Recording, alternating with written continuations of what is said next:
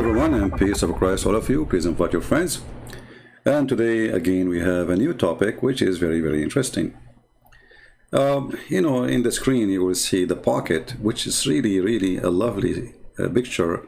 And I want to say thank you, Mufti Mink, for making this picture, because he is the one who made it, not me. I'm just using his beautiful design, the leaking pocket.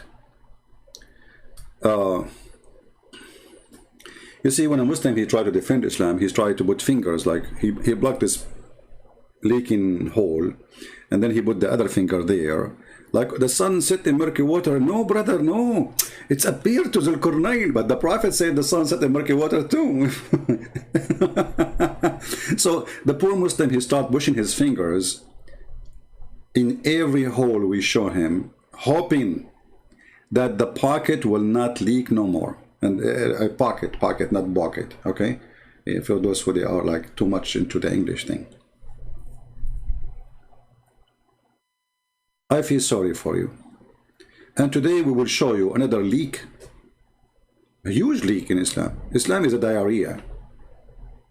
So Muhammadan Abdul, peace be upon him, he posed this in the comment section.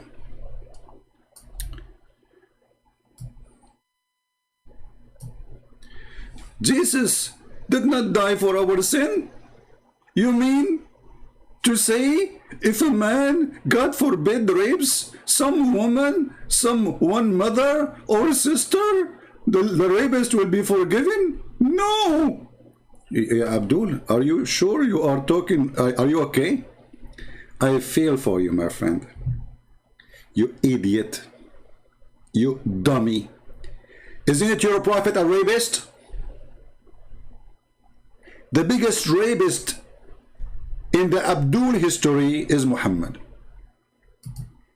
Isn't it him who attacked Safiya? He killed her husband, she was a bride. He killed her brother, he killed her father, he killed her tribe, and he raped her. Are you saying that the rapist will be forgiven? Are you saying Muhammad will be forgiven, brother? Idiot. Secondly, you idiot, we Christian, when we say Jesus, he died for our sin, it doesn't mean that we can go and have sin as much as we want. The statement is wrong, used by Muslims for the purpose of deception. Muslim sheikh, they tell their chickens, oh, Christian, they believe that Jesus died for their sin, so they can go and do sin as much as they want. And this is absolutely a big fat lie, like their prophet. Jesus made it clear. He said to the Christians and to those who want to follow him, not everyone says to me, God, God. He will enter the kingdom of my Father. So when you lie and you say Jesus, he died for our sin, making it as a rapist will be forgiven because Jesus died for the sin of everybody, right? This is not what Christianity teach. You are a dummy like your prophet, and either you are a fool, do not know what Christians believe, the same as your God, who think the Trinity is Mary and Jesus, and Mary, she is the wife of the Father. Or you are a liar, you know that this is a lie. Either one, that will not make you anything but an idiot, because people will take them 2 seconds to figure out that in Christianity, Jesus never gave a license for sin. When we say Jesus died for our sin, we mean that because of our sin, he is here. That's why Jesus says, I came for the sick, not for the healthy. So why he came? Because we are sick. If we are healthy, he will not come. So our sin made Jesus come. And because of our sin, Jesus was crucified. This is what we meant. But we don't mean in any way, in any mean, that Jesus who died for our sin, he gave us a license for sin. It is the opposite. It is in Islam, you have a license for sin. So if we go to Matthew chapter 7, you can read the whole chapter if you want. The Messiah, he said about the Christians too, from their fruit you shall know them. So if you have a fruit of sin, you don't belong to him. From their fruits you shall know them. So you are a liar like your father, the devil. Jesus, he will judge us by our fruits. He did not give us a license for sin. However, it is you who have a license for sin. Let me get you a way to go to heaven. Give me a second. Very easy way, brother.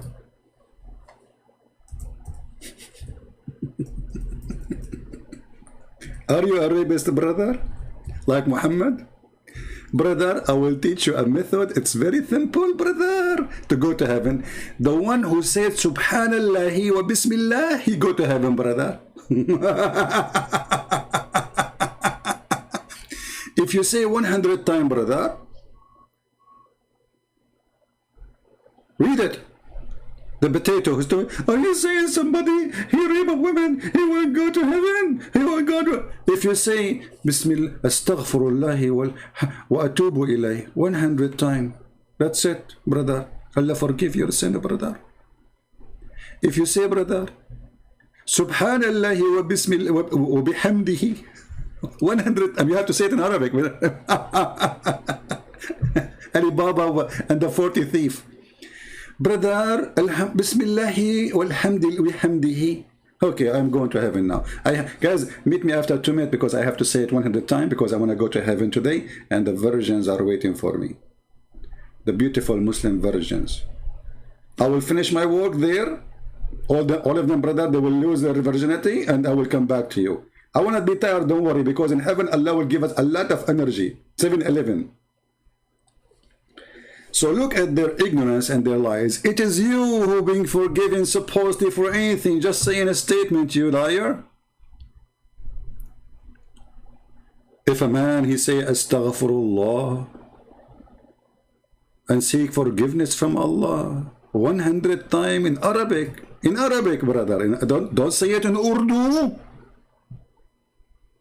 Brother, if you say it in Urdu, Allah don't understand Urdu. So now if Zakir Naik, he says in Urdu, Astaghfirullahi walhamdulillahi. Okay, half of it Arabic and the rest is not Arabic. So Allah did not accept. It have to be cashed by Allah in Arabic because Allah is an Arab God. So what are you talking about, you liar? So do the Muslims really know their religion? Allah Messenger said, it is a heavy thing of my heart if I don't seek Allah forgiveness 100 times a day. And why? Because you want to go to heaven. We showed you why.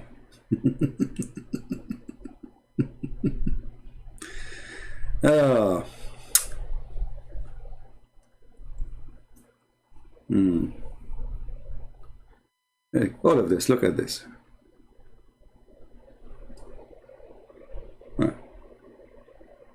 Actually, you do not even need to free slaves. You see, Muhammad, he used to ask Muslims, in order to increase the slave market, free slaves so you can buy more from me.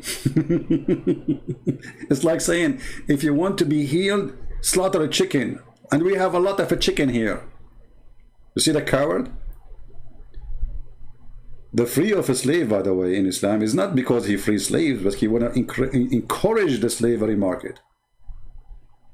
You buy him, you free him, we capture him again. We buy him, you free him, we capture him again.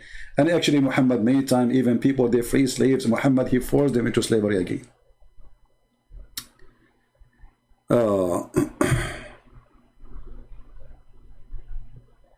How to go to heaven in Islam?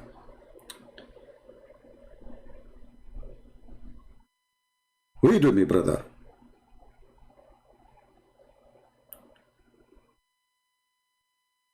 The Messenger of Allah saying, if anyone says 100 times a day, glory to Allah, and I began with the prize to him, his sin will be removed from him. Though they are like the foam of the sea, brother. That's it. I mean, do you see how hard to remove sin in Islam? Just say in Arabic, Subhanallah wa bihamdihi, 100 times, Aman Rabbi Aman. That's it. Even if your sin as in the size of the foam of the sea. Do you see it? That's it. That's all what you need to do. Now, the guy who posted this comment, if you like to talk to me, please feel free, you know. I'm here for your sin, my friend.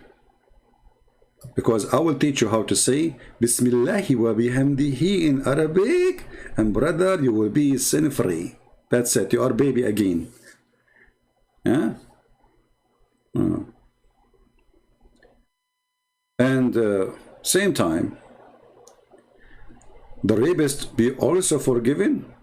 No. So are you saying your God Allah lie? Isn't Allah, he says he forgive all sin except shirk?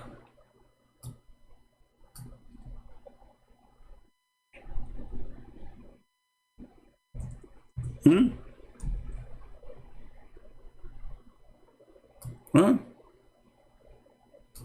Do those people, you know what they are talking about? Allah, he forgive all sin as long it's not shirk, which means rapist too.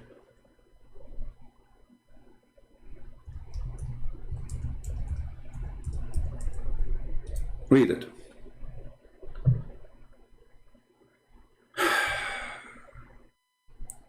I never saw a Muslim who knows Islam, and I never saw a Muslim who knows Islam is being honest about Islam.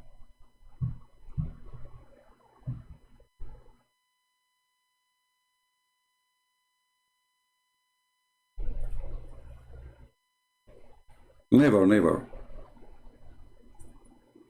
All those speaking about forgiving your sin, all of it.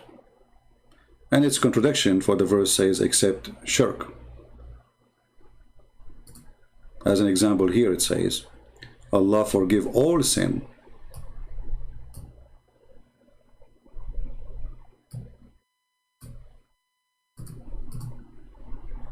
No? You see it? Do Allah forgive the sin of the rapist?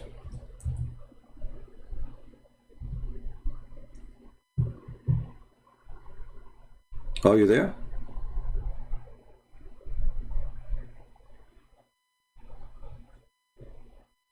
Here it says all sin is forgiven. Here it says no. There is an exception. There's one is not forgiven, is to associate somebody with Allah.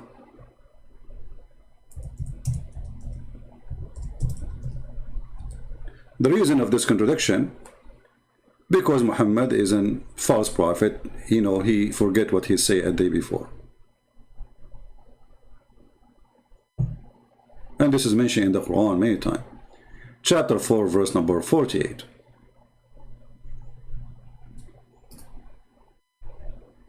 As an example, Allah forgive not that partner should be set up with him, but he forgive anything else. Do you see it? Here you see that a Muhammadan who most post comments, they are idiots and they do not know the religion. And those who claim that they have answers, they are idiot, and this is why they don't dare to call me or to speak to me, those who call themselves sheikh. But in his comment, he mentioned something very important. And that thing alone is enough to make anyone leave the cult of Muhammad. The penis cult. Remember, Islam is, you might be offended by the word penis, but this is how it is. You like it, you don't like it, take a hike. Look what he said. If you do good deeds, you will be rewarded, and if you do bad and disobey one true God and do not repent till your death, then you will be punished. Is that really what Islam teach? Who is a Muslim agree with this? Who is a Muslim agree with this statement of this person? He calling himself being a human. I don't know how you can be a human and you are following Muhammad. Is it a human behavior to go after a child? She is 6 years old. Is it a human behavior to believe in God? He ordered you to cut the feet and the hands of a human being? Is it a human believer to put nails in the eyes of someone? Being a human, a follower of the criminal Muhammad, talking about being a human. Islam take you away from your humanity. This is why the people of the world was shocked when they saw what Muslims they do in videos, chopping heads. Go come with different name, you either. Don't use the name of Mimi. Mimi, he don't dare to come to my page. He will not even dare to say hi. That's why we call him Mimi.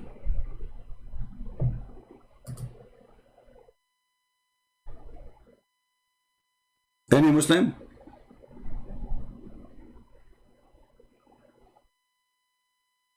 Who is a brave Muslim? He dare to call and say, yes, I agree with this.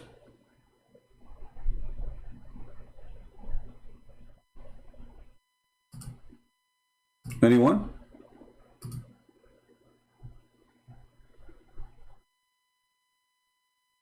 Forgiven, if he asks for forgiveness, well, you just, okay, we just showed you. If you say 100 times, that's it, you are forgiven. Now, this, Muhammad Ishmael, I suspect that you have a long-term diarrhea of thinking. Your thinking is a diarrhea. It's not a thinking. Look at this genius. Look at this. This guy, he squeezed himself for 10 hours and he come with this answer. Look how deep. Forgiven, if he asks for forgiveness, not the way you think. Okay, what is the way I think? You're a prophet, he said, if you say 100 times Bismillah wa hamdillah, you are forgiven.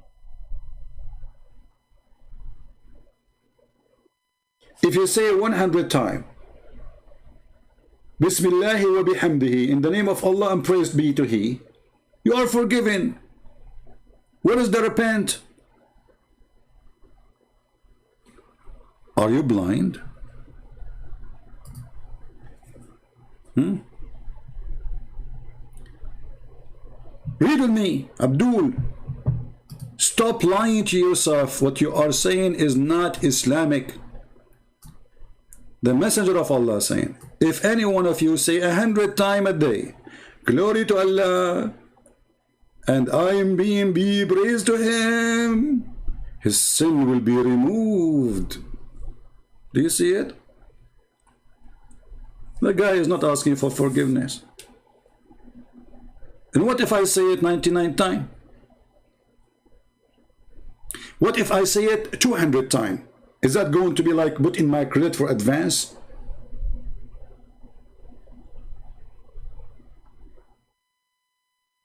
Is that really a religion?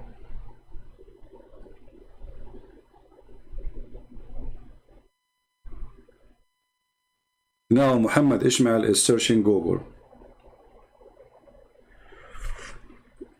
It's not what you think, brother. Okay, what? I'm not thinking. This is what your prophet said.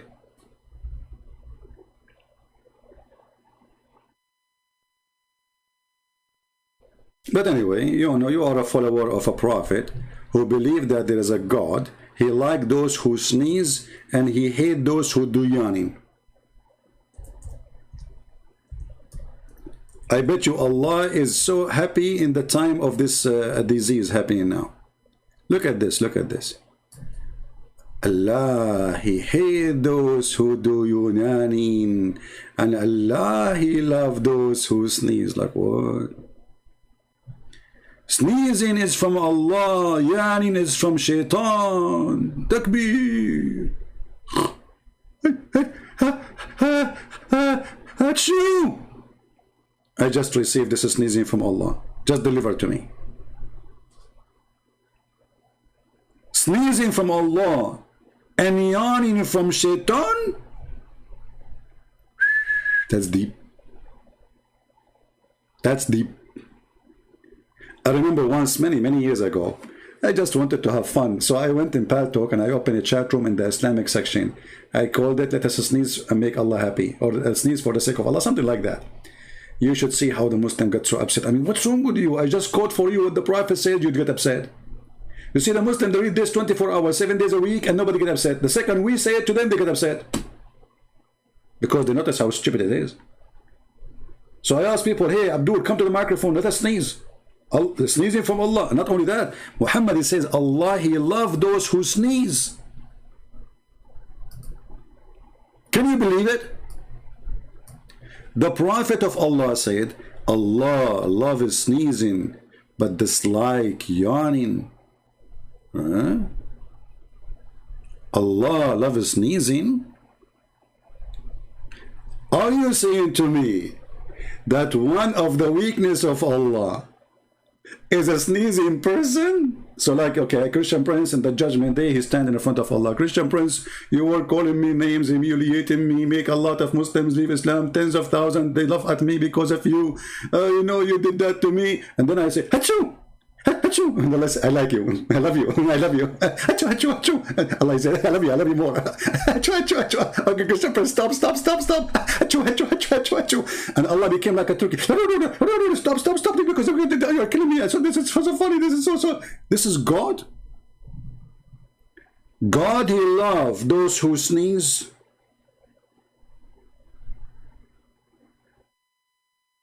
Shall we make a website? It's called Sneeze for the Sake of Allah.sneeze.hu.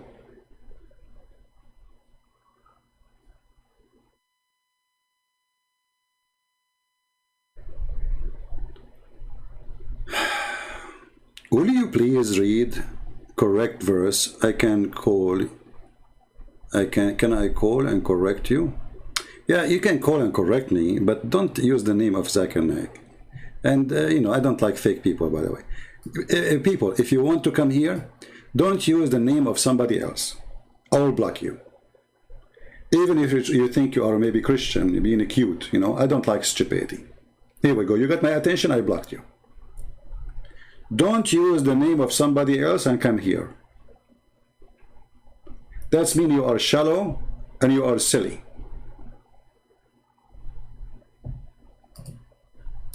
Yawning is a sign. What? Hold on. What Muhammad Ishmael says? Muhammad Ishmael, he said something. Hold on. I lost it. Yawning is what? Where it goes? Muhammad Ishmael, what is about yawning? Can you say it again? Because somehow the yawning is a sign that you have something wrong with your body.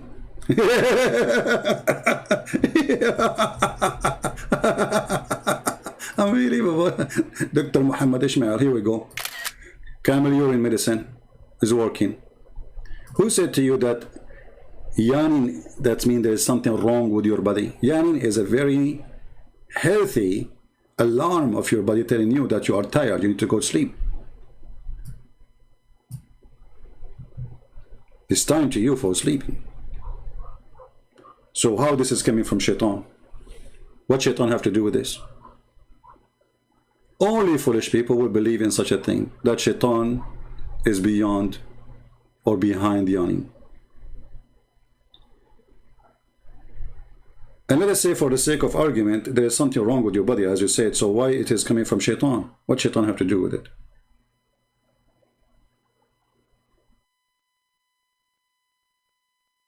And why Allah, he like and he love those who sneeze?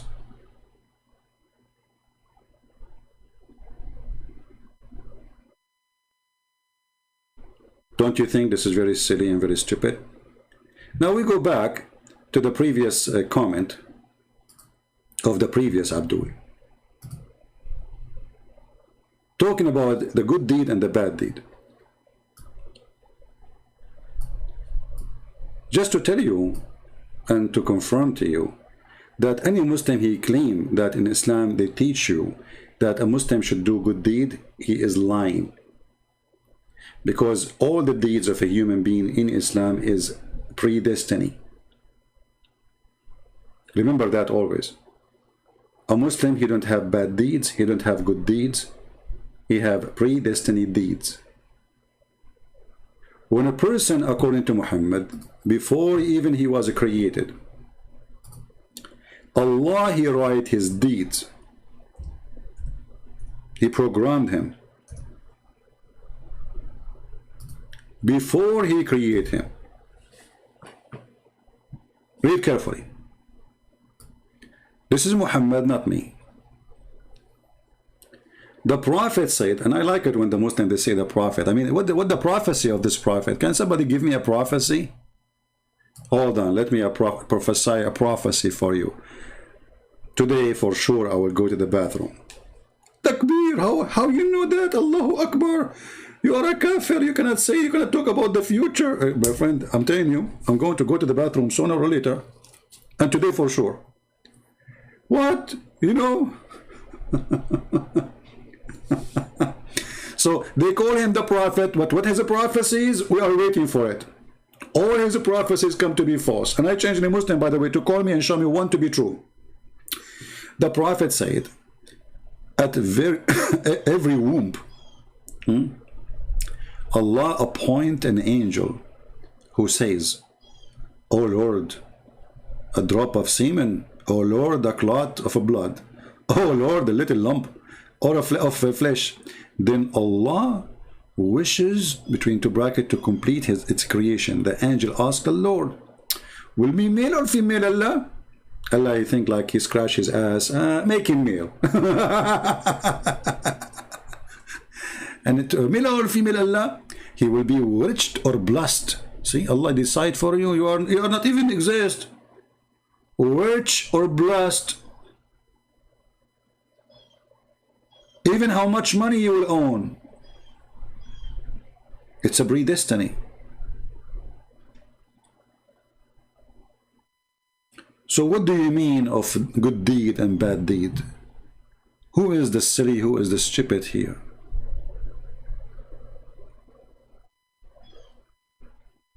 You Muslims don't believe in an action of a human being. You believe that every action is a predestiny, and that makes Islam literally the most silly, stupid cult ever. And not only that, even Allah, he changed the human being to make him go to hell, even if he was a good person. Read carefully with me. Muhammad saying, swearing by Allah. When Muhammad swear by Allah, that means the lie is so big. So he said, by Allah, by the one beside whom there is no true God, verily one of you would perform the actions of dwellers of Jannah. Jannah means heaven, which is a word Muhammad he stole from the Aramaic language. And there's only a cupid, brother, between him and Jannah. There's only one cupid, brother. You are almost there. And then, brother, then what Allah for the need, I'm saying the word correctly, for the need, foreordained, sorry, excuse my Pakistani language. For the need would come to the pass, and he would perform the action of the inmate, here we go, inmate, and again inmate of hell, until he enter it. So this poor Abdul Muhammad Ishmael, he is acting as people of Jannah. He kill Christians, kill Jews, he joined Taliban, he joined ISIS, he steal, he do all the good deeds of Islam. And then, brother, what is written by Allah on the bum of Muhammad Ishmael, it's there, written there.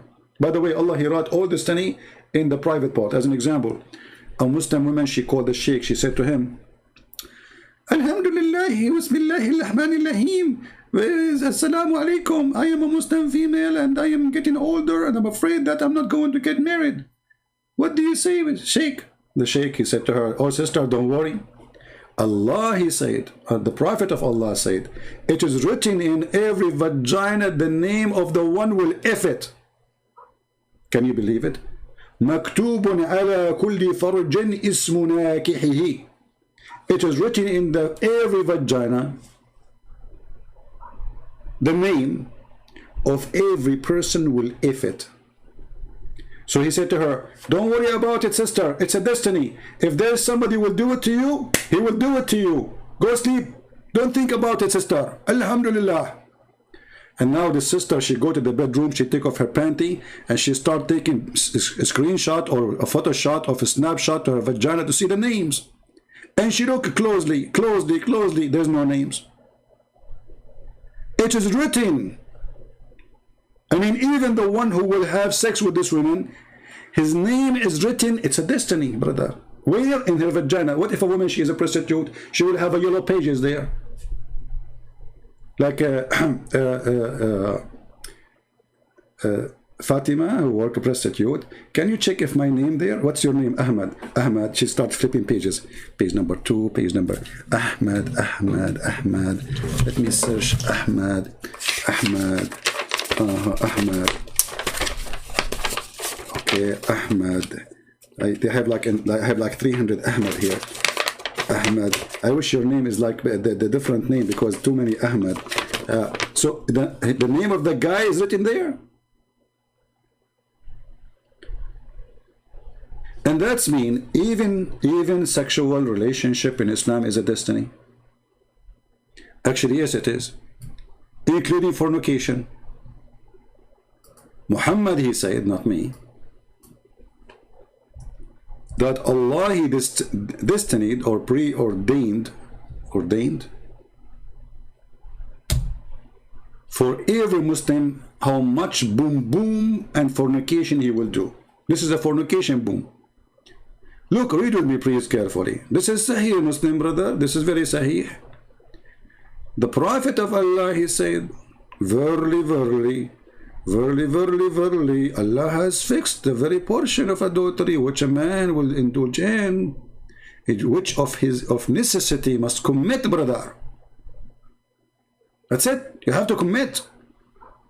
So a Muslim in his religion, he believes that he should not stop himself from fornicating, because fornication is a destiny. If Allah wrote it for him, it's going to happen. Do you see it? So when a Muslim, he go to different countries, and this is what they do usually, Muslim men, they go for fornication trip. He hire a prostitute. In his heart, he don't feel guilty, because Allah, he wrote that for him. It's a destiny. Oh, Muhammad Ismail, he agreed. This is true.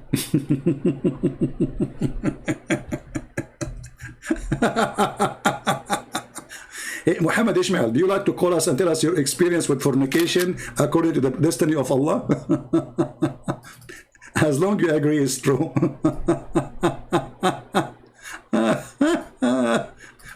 Brother, it's true, brother. It's true.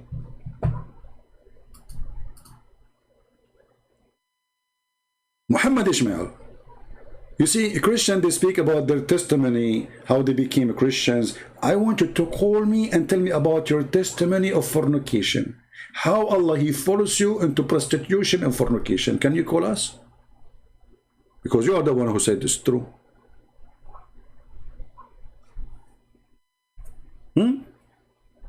Because, you see, if Allah is the one who wrote for me a destiny to fornicate, then why I want to blame myself for fornication? Correct, guys? Are we listening? You see how dangerous this religion is? It's a cult. It's a shameful cult. And here you notice the stupidity. So Muhammad, he punished somebody because he fornicated. Why you punish him? You are a fornicator yourself. Secondly, you just told them that fornication is a destiny.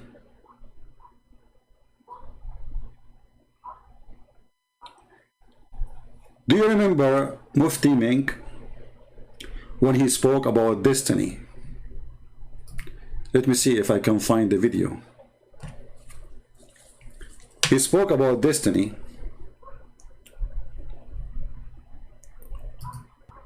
Welcome back. Now we'll take your question. Let us see.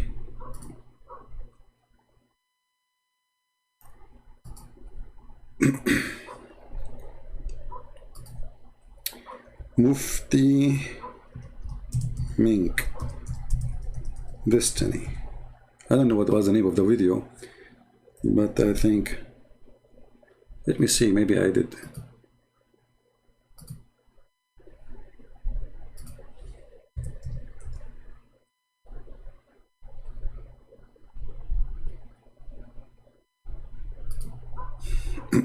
maybe this one.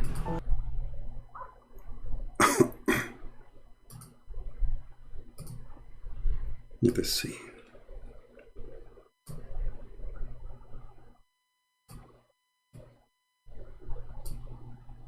This, then why did he bring me onto the earth? Well, hang on, you don't know your results of your examination, so you have to come onto earth. The fact that Allah knows it and the fact that Allah has written it does not make you a person who should now give up, because if that was the case, then obviously you would be the fool. Listen. A man came at the time of Umar ibn Khattab. Guys, listen to the wisdom of Islam. A person saying to him, well, what is the purpose if Allah, He wrote my destiny and Allah knows what I will do because He wrote it for me. So what the purpose? He said, no, you have to come. You have to come. And now a guy, he came to the caliphate. Listen carefully to this story, just to present to you the most stupid comedy. It's called Islam.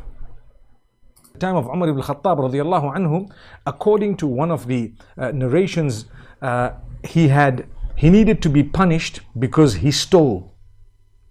So the guy, he came to the caliphate because he have to be punished because he's a thief. Okay, so what is the problem? He's a thief. Listen carefully. Look what happened. He needed to be punished because he stole. So he comes to Umar ibn Khattab radiallahu anhu and he uses the same line. He says, "Oh Umar, oh Amirul Mu'mineen, how can you punish me for having stolen when it was predestined? My deeds were already written by Allah subhanahu." See? Why you are going to punish me for a theft when this was a destiny? Listen carefully. The man is asking, well, okay, I did steal, but still it's not my fault because it is a predestiny. Look what the caliphate he say. The caliphate, he will not say you are wrong. He agree with him. Listen carefully. He needed to be punished because he stole. So he comes to Umar ibn Khattab radiallahu anhu and he uses the same line. He says, "Oh Umar, oh Amirul Mu'mineen, how can you punish me for having stolen when it was predestined? My deeds were already written by Allah subhanahu wa ta'ala." Now that's quite a good argument if you were to look at it. Unbelievable. This is what? This is quite a good argument, brother. Did you hear, guys, what he said? This is a quite good argument if you think about it. This is a quite good argument. Who's saying that? Mufti Mink. This is not a stupid argument. This is a quite good argument if you think about it. Listen carefully. Having stolen when it was predestined, my deeds were already written. You punish me for having stolen when it was predestined, my deeds were already written by Allah subhanahu wa ta'ala. Now that's quite a good argument if you were to look at it.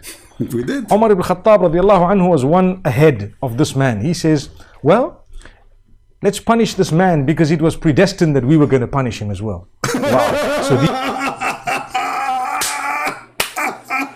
unbelievable. A bunch of idiots. The idiot club. So the guy, he got him busted. How you are going to punish me for a theft if it's the destiny? The caliphate, he could not answer him because this is the truth. This is what Islam teach. And then he said, okay, you know what? It's a destiny for me to beat the hell of you.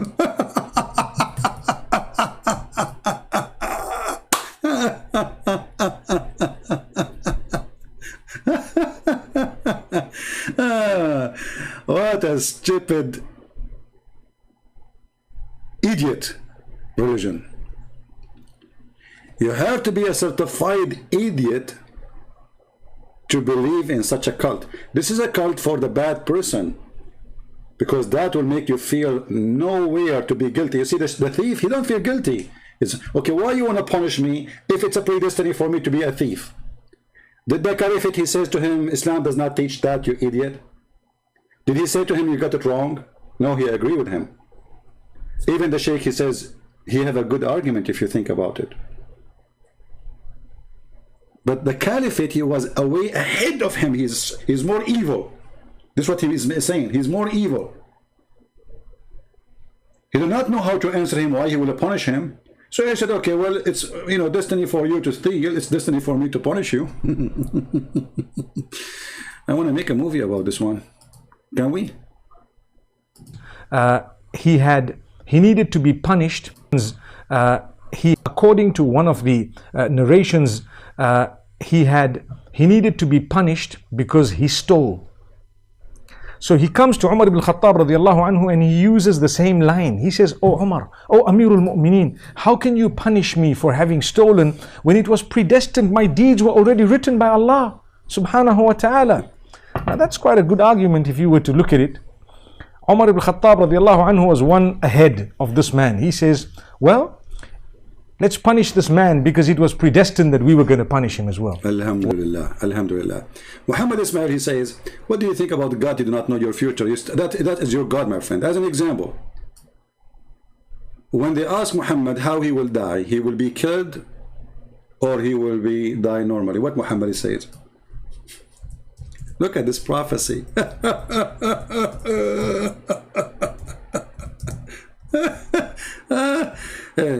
Muhammad, God, he knew how Muhammad will die.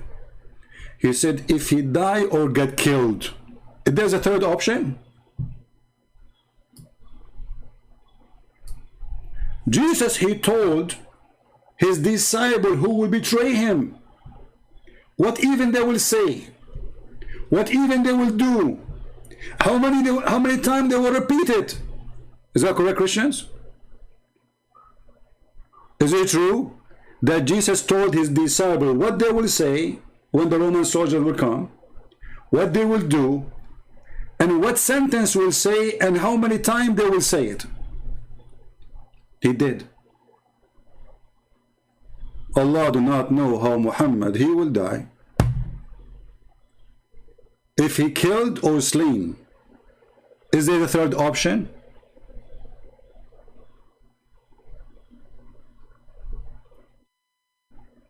Muhammad is like a prophet. Somebody asked him, is my wife going to give birth to a male or a female?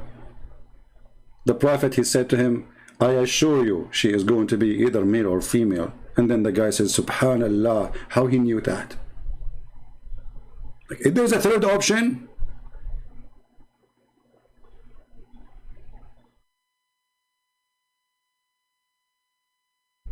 so your God, you do not know the future. I will give you a clear example. All the Quran is about knowing the future, supposedly. How the baby is made.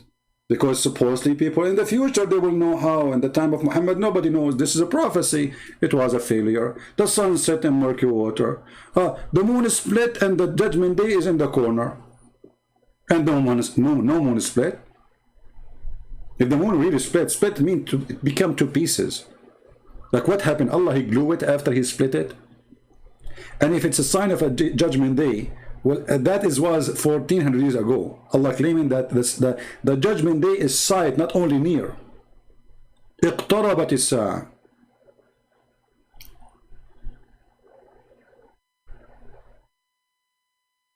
And you know, this is my challenge to Muhammad Ishmael. Muhammad, why you don't, I will open just Skype just for you.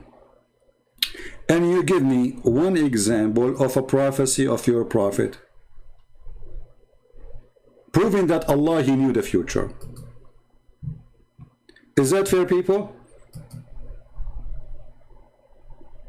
I mean, your prophet, he spent 20 years almost of his life supposedly claiming to be a prophet. He made thousands of claims. At least one of them should come right. Because even liars, they can prophesy and some of their prophecies come to be true. But doesn't make them true prophet. Because they say too many lies and one of them can be true, or maybe two, or maybe three. But is it possible that Muhammad, after all the prophecies he said, none of them come to be true?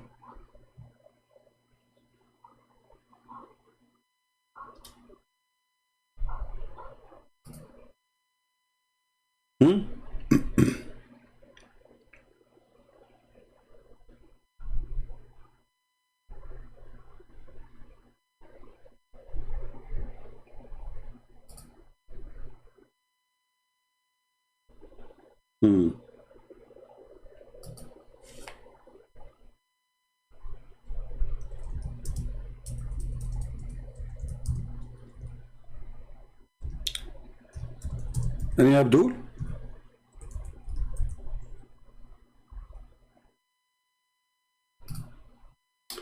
We have Sheikh.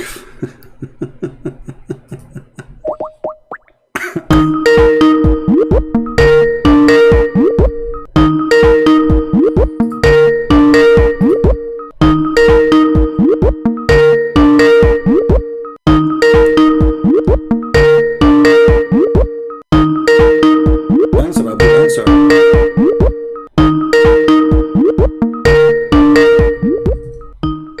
Let us put the speaker down so it doesn't annoy you guys.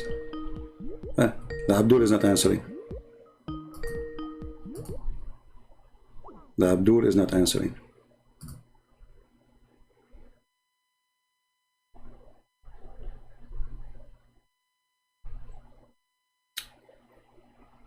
Any Muslim? Any Muhammadan?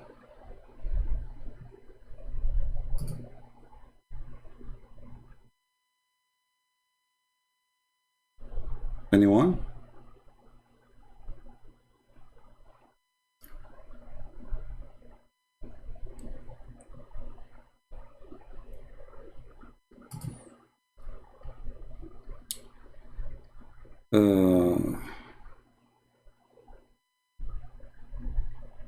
I don't see any Muslim.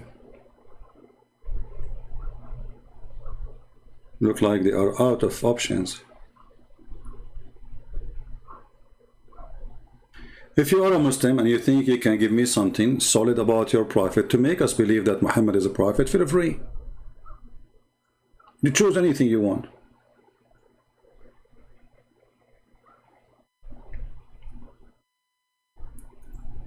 You will notice that those who knows Islam very well, they are the first one to run away from proving Islam to us. They will be jumping left and right around you if you are a person who know nothing about Islam, so they can lie to you and they can fool you. In front of me, they disappear.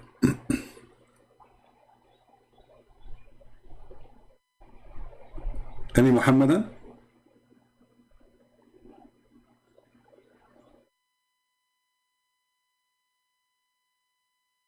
And by the way, according to the Quran and according to the teaching of Islam, the woman who killed Muhammad, Allah, He made her kill him.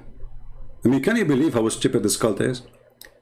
Because the Quran itself says that anyone who die, he die by the permission of Allah. No matter how he die, killed or slain, as you see. Nor can a soul die except by Allah leave.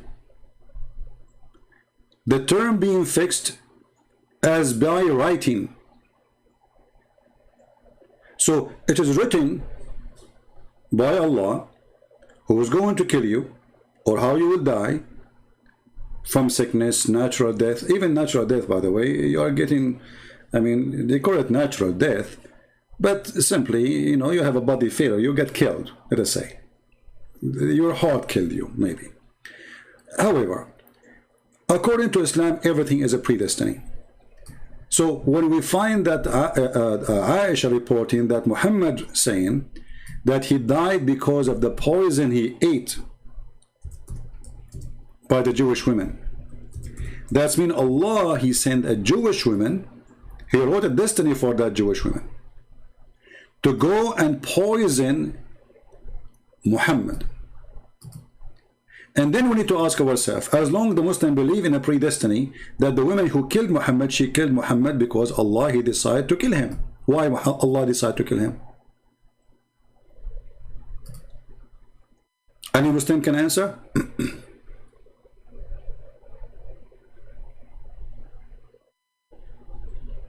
Anyone?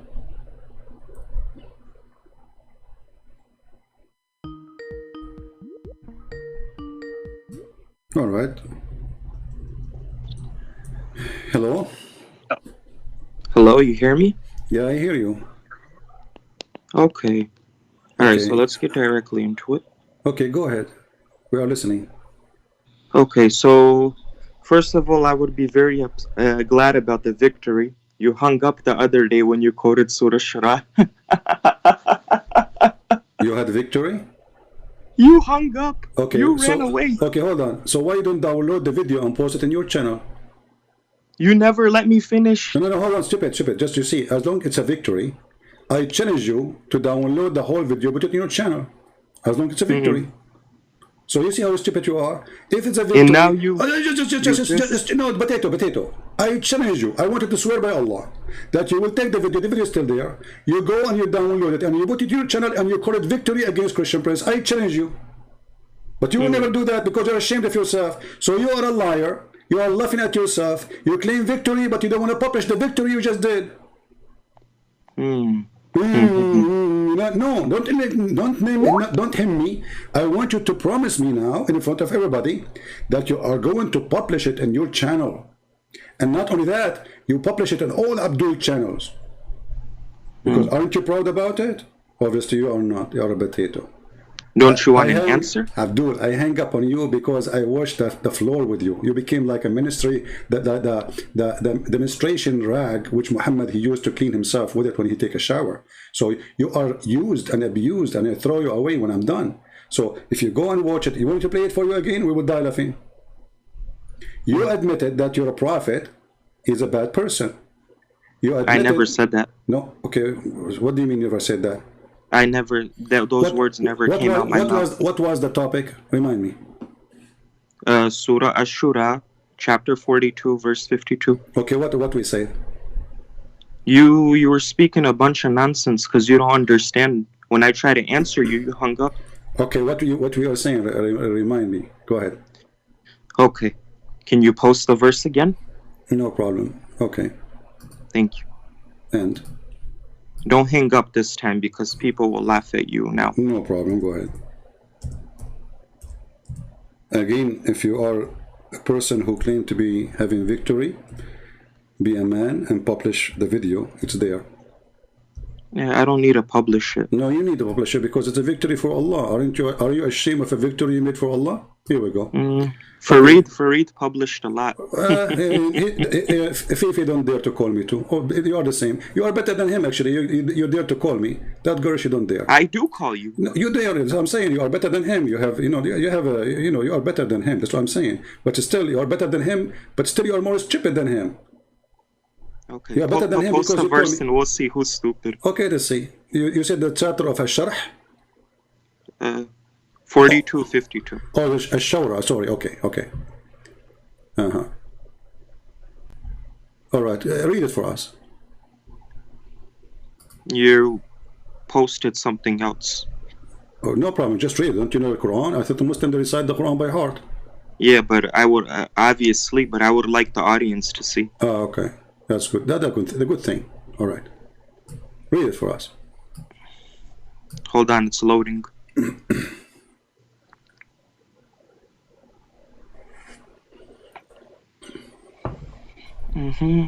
Okay.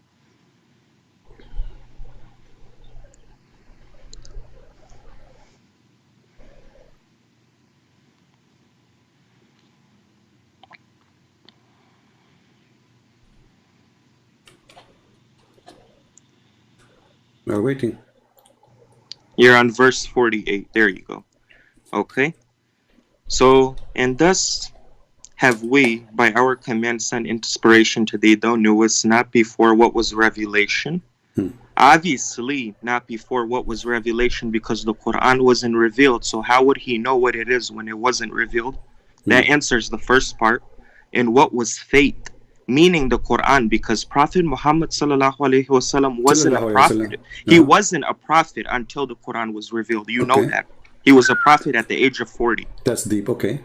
So before 40, what he was? Before 40, what he was? A believer in what? He was a Muslim. He believed in Allah, but he didn't have the faith as when the Quran came. Okay, hold on, guys. He was a Muslim. Did you hear that? He was a Muslim until because he believed in one God. Okay. But does it say that he did not know what was faith? Meaning like as when the Quran came. What as in the understanding? Hold on. No, he did not have faith. Nor he have faith, nor he have revelation. He know nothing about revelation. So if he's a believer in Allah, it's mean he received some revelation from somebody else, from a prophet before him. Like for me, I did not receive revelation, but still I know what revelation is. because there's a prophet who taught me what is revelation. So you're a prophet in the Quran confirmed that he do not know nothing, zero, about any revelation. Not his revelation. It doesn't say Quran. It says he do not know what was revelation. Was. And nor he have any faith. So you're a prophet, he have two things together. Zero revelation, that's mean he never heard of Abraham revelation, he never heard of Moses revelation, he never heard of Jesus revelation, he have no idea. In the top of that, he is a pagan, he have no faith. Answer, go ahead. Okay. In order to, since you don't believe in what I'm saying, because you clearly say I'm dishonest, and you always go to tafsir with other Muslims, let's go to the tafsir and you'll understand what Ibn Abbas says, and he will destroy your argument. Okay, I want you to tell me, do you accept Ibn Abbas? Obviously I do. I never said I don't. So do you swear by Allah that whatever I show you from Ibn Abbas, you will not say no? Go to tafsir.com, yes. No, swear. I want you to swear. Whatever you show me from Ibn Abbas, I will accept. You're not Muslim. What? What does this have to do You're with not Muslim. What? You are not a Muslim. What does this have to do? I'm asking you to swear by Allah, not by my shoes. Okay, well, you don't believe in Allah anyway, so go to the verse. You believe in Allah, you donkey, don't you? I do, yes. Okay, so swear by Allah. Swear by Allah, because in a second you will change your mind. You will say, I don't accept. I read it before I told you. I know, because you read it before you told me. This is why you're asking me to show it to you, but I'm asking you, can you swear by Allah that whatever Ibn Abbas he say, you accept? Are you going to go there or make things long? We will go there. Why you don't want to swear by that Ibn Abbas is the one to guide you to Islam? Go to the tafsir. Potato, why you don't want to swear that whatever Ibn Abbas he says, you accept? I told you I accept it, so go. Okay, so whatever he say, not only about this verse, correct? About this verse, we're talking about this specific topic. Ibn Abbas is a donkey when he speak about different verse. He is smart only about this verse. You see how stupid you are? Look, you see the hypocrisy? Listen, I'm not saying that. Abdul Potato. You are a hypocrite like you're a prophet, because either Ibn Abbas is a qualified person to explain the Quran or he is not. So when you say to me only this verse, that means Ibn Abbas he was doing poo-poo all over the Quran. I didn't say it that way. Okay, you're not getting the dots. So no, you said it that you said only this verse. Can you listen for 1 second? I'm listening. Do you accept Ibn Abbas explaining all the Quran or only this verse? No, everything. You accept everything you say. I do accept everything he says, but before you continue, hold on. Hold on. Because you accept whatever Ibn Abbas he says, we need to examine what Ibn Abbas he says. Can we do that? Can I say something before you go? You can say no. Why you don't want Ibn Abbas? Why you don't want Ibn Abbas? What the problem? Do you want Ibn Abbas or not? I want to put the dots together before you go, so that way afterwards you don't say that I'm making up stories. No, listen. So you accept Ibn Abbas, and whatever Ibn Abbas he says, Ibn Abbas is saying, and we accept. Yes or no? I'm telling you, but before you go, I want to say something very important, so that way afterwards you don't say I'm making up stories. You can say whatever you want. Okay. This is Ibn Abbas. This is Ibn Abbas who understands the Quran very well. Everybody will laugh at you in a second, and you will say, "I don't believe in that." Here we go. For the narration of Ibn Abbas, he said, the interpretation of Allah saying Qaf, he says Qaf is an azure mountain overlooking the world, and the color of the sky takes from it. Allah swear by it. Do you agree with Ibn Abbas? What? I can't even hear you. Oh, you don't hear me now. Ibn Abbas saying that Allah, he swear by a mountain, it's called the mountain of Qaf. And that Qaf mountain is surrounding the earth, and the sky is a blue because this mountain is azure blue mountain. Do you agree? What does that have to do with verse 52? Because you said Ibn Abbas can explain the Quran, so he is the guidance to explain, so he cannot be wrong. So why are you jumping from topic to topic? Finish one topic and then I'm just showing you the hypocrisy. Do you accept what Ibn Abbas says or you don't? You said you accept Ibn Abbas. Finish one topic and then we'll go here. We are finishing one topic first. Is Ibn go Abbas, there first and we'll go here Abbas after. Accepted by you? We'll go here after. Finish that first. You Stop said jumping. We are finishing. You said you accept Ibn Abbas. Go there first, finish it, and we will go here. This is Ibn Abbas. Do you accept This is not verse 52. Do you accept Ibn Abbas or not? This is not verse 52. Listen, guys, this is not verse 52. What are you talking about? Even you do not know how to quote the verses. I'm asking you, aren't you the one who chose Ibn Abbas to explain the Quran? Yes or no?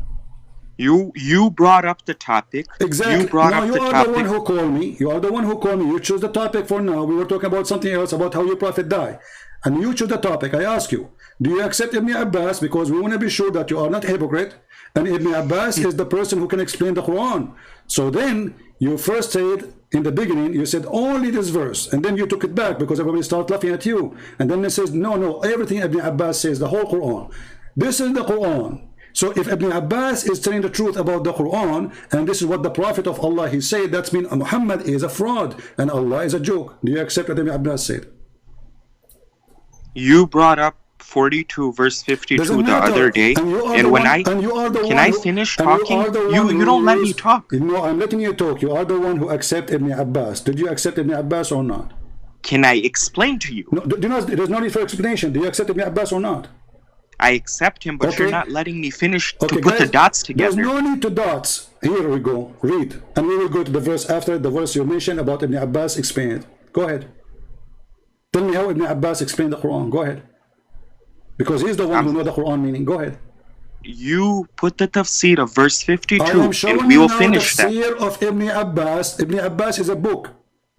The whole book is not only a page you choose. So we were talking about that topic. You accepted Ibn Abbas, and now you don't want Ibn Abbas no more. Why? No, you. Why you don't? You are the one. Abdul, you are the one that put that topic. You are the one who chose Ibn Abbas. Why you don't want exactly? Ibn Abbas? Okay, I said go to the tafsir, and I will explain to you. Why you don't want Ibn Abbas no more? Be honest with me. You're not letting me talk.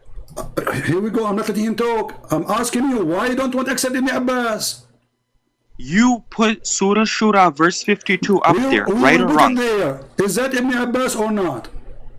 Not for that verse. Not that for that verse. So Ibn Abbas is wrong in this verse. No, I'm not saying that. Okay, so you are not saying that. Is he right about this verse? You're jumping topic to topic. Why it's hard for you to say he is right about this verse or he's wrong? Because you're jumping topic to topic like a monkey. For the sake of argument, I jumped. Why you don't say yes or no, and we will go there right away. So go there, and we will come back. No, you will not be back. We will finish it, and we will not be back. We were done with this. So tell me, do you agree with this or not? You are a very funny individual. For sure I'm very funny. Here we go. I got you busted. The one who explained the Quran is an idiot. So how you accept an idiot to be the one who explained the Quran for you? So either you because say, when I told you, I told you the answer. So you agree that he's an idiot now? You said because. When I told you, you just said I because. never said that. So no, is he an idiot then or not? Do you accept what he just said? I never said he's an idiot. So tell me what he is. Is he telling the truth about the meaning of the Quran, or he's lying, or he is an idiot? He is the cousin of Prophet Muhammad sallallahu alaihi wasallam, and he is one of the best people to give tafsir. He is the best people to give tafsir. Okay, so the tafsir proving that Islam to be false. No. Well, no, he says there's a mountain overlooking the earth. you always Abdul, get one small thing. Abdul, no, I'm not taking a small thing. This is a big thing. You do, because he is the best one to explain the Quran. Even your prophet, he named him as the ink of the scholars. He is the ink of the scholars. So if this one is the most qualified, according to Muhammad, to explain the Quran, and this is explanation for what Allah says by Qaf, that means the Quran is a joke. You are so afraid to talk to me. Let us see who is afraid. You are afraid. You're not letting me talk. Do you accept this verse interpretation? Yes or no? You are afraid to talk to me. Do you accept this interpretation? No or yes or no? You don't do this with the other people you debate. When it comes to me, you do this stuff. We have a chain of videos about you, people laughing at you, and this is one of them. No, you know what? they're your And you know what? supporters. Of course they're challenge gonna. you. Okay, Do you hold think on. Farid would laugh at me? I have a challenge Do for you you. think Farid would laugh at me? Don't mention Fifi for me. You are like you must be a homo. Keep talking about your girlfriend. Talk to me as a man and be a man. When that girl, when that girl she dared to talk to me, then mention her name until she called me that she does not exist. So I'm asking you now: do you accept what Ibn Abbas saying? Yes or no? I accept what Ibn Abbas says, but don't jump topic to topic. Okay, so you promise me now we go back to this topic after we go to the topic you mentioned. Do you promise? Correct. All right. I Guys, do. he accept what Ibn Abbas he said, so he will not say no ever. Let us go. And this is Ibn Abbas. And you are the one who choose it, remember. Go ahead. Go ahead. Go Okay, ahead. Go ahead. Go ahead. Go ahead. Go ahead. Okay, this is Ibn Abbas. Read it for us. I studied this stuff. Okay, you studied this stuff. This is why you choose it, right? Okay, read it. It's loading. Why you read it? Open it in your side. You transfer to verse 52? Read it, yes. People will laugh at you for choosing this interpretation, you idiot. You are a certified donkey. Okay, yeah. Okay, Oh, read, yeah. read, Okay, whatever. read. They laugh at you now. Okay, read. Okay. Glad. There you go. Now you just embarrassed yourself. Let us see. And thus have we inspired in thee, Muhammad, a spirit of our command. We sent you, Jibreel, with the Quran. Thou knewest not what the scripture was. Again. You did not know what the Quran was before the coming of Jibreel to you, nor did you know how to recite the Quran before it came to you, nor what the faith, nor did you know the call to Allah's divine oneness. But we have made it the Quran a light and exposition of commands and prohibitions, the lawful and unlawful, the truth and falsehood. By means of the Quran we guide whom we will and whoever deserves it of our bondmen. And lo, though verily guide to call onto a right path, a straight and true religion. If you don't understand that, then you're an idiot. Okay, let's see how stupid you are. You are the one who chose it, right? Right? Guys, I understand it. You do not know how to recite the Quran before the Quran come to you. Look at this stupidity. Because he didn't. Hold on. You do not know how to recite the Quran until the Quran come to you. But he have no Quran to learn how to recite it. There was a Quran before he came. I mean, you don't know how to eat the pizza until we sent you pizza. But how you can say he do not know how to recite the Quran if there was no Quran yet? And reciting the Quran is just repeat after me. I mean, what do you mean? Do you know? Reciting the Quran is just repeat after me. The angel, he said, say this. He said that after. So you do not know how to recite the Quran. Who is the stupid fool? He can believe in such a garbage. How he will know? Hold on. Can I answer? Is that a knowledge how to recite the Quran or repeating? Can I answer? Answer. Is it a knowledge to recite the Quran or it's a process of repeating?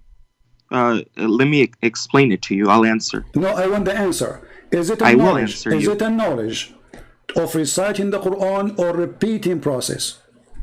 When the Quran wasn't preserved to him, how would he know how to read it if he didn't see it? You sound so stupid. Go one by one, people laughing.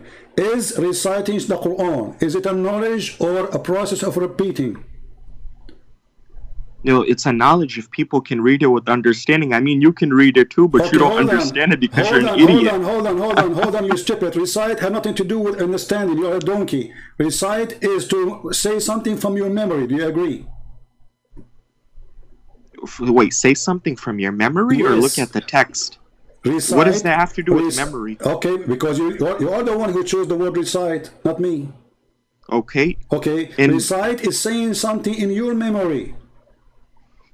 You are jumping all over the place. I'm trying to answer you. What the word recite mean? Yeah, recite when you read something. No, reciting is saying something from your memory, reading something else.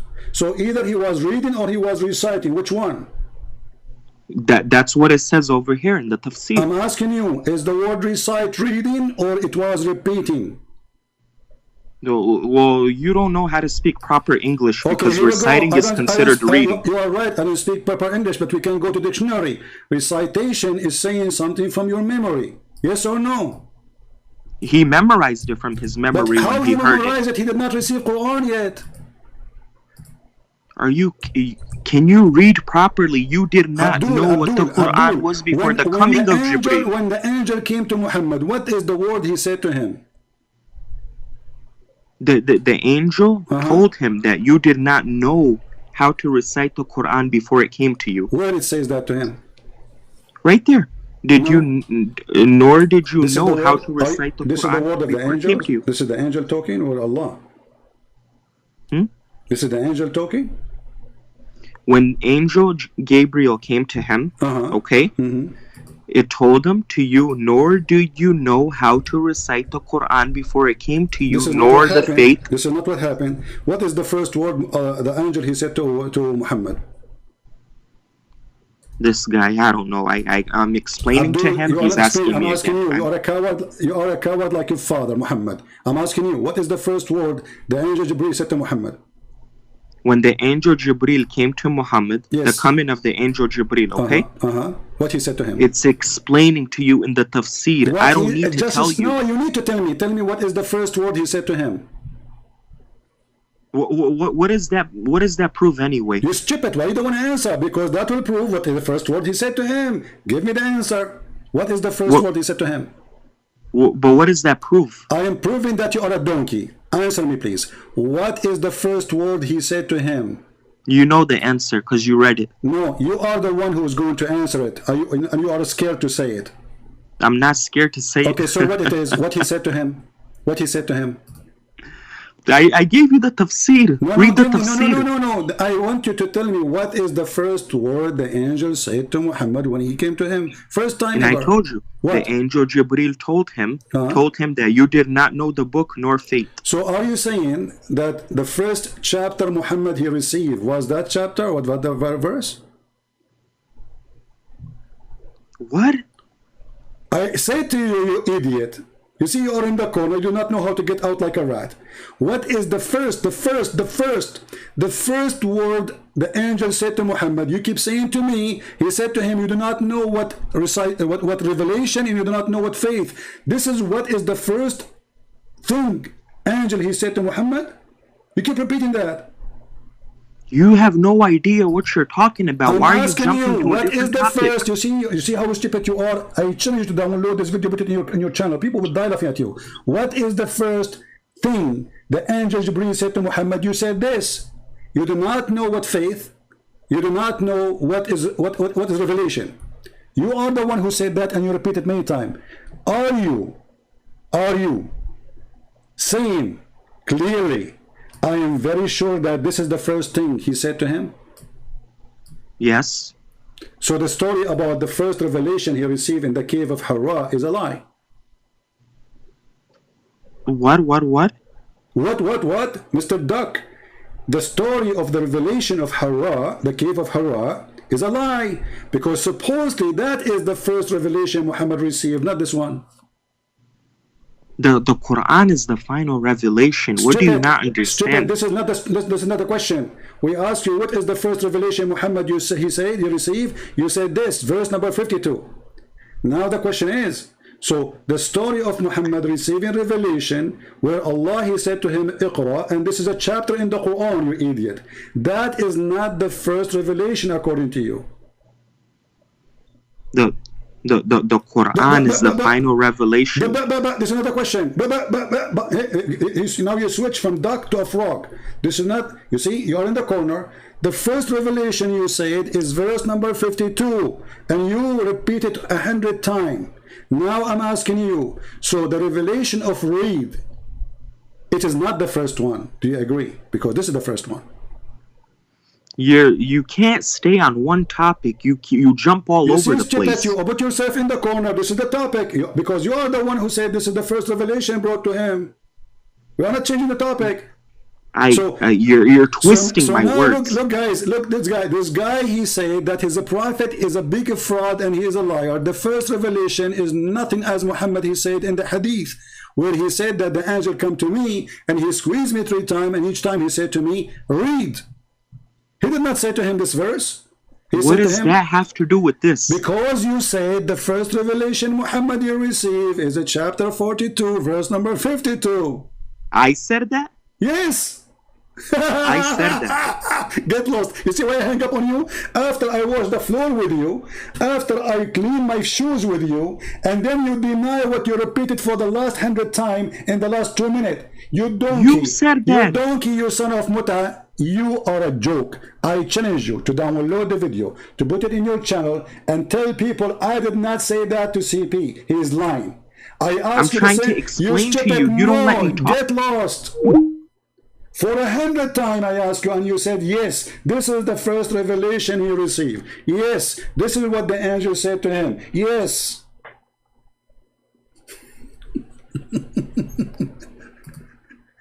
I made victory over Christian Prince. I made him hang up on me.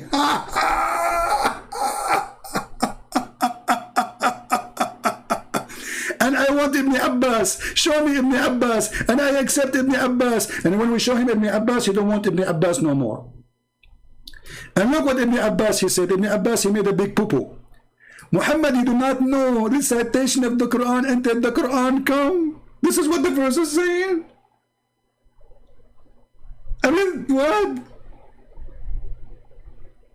Brother and sister, before Jibreel come to Muhammad, the Prophet did not know how to recite the Quran, as if he had a Quran to recite it. This is can be said if Muhammad received Quran, and he have it in the shelf, and he do not know what to do with it. Then Jibreel came and he says, okay, Muhammad, let us open this book and we'll teach you how to recite it. But this is not what happened. A recitation of the Quran, you do not need to teach it because it's a process of repeating. And the first time you repeat it is not a recitation, by the way, because recite is saying something from the memory. Here we go. You go to the English dictionary. Recite. Recite is repeat aloud of reclaim a poem or a passage from the memory.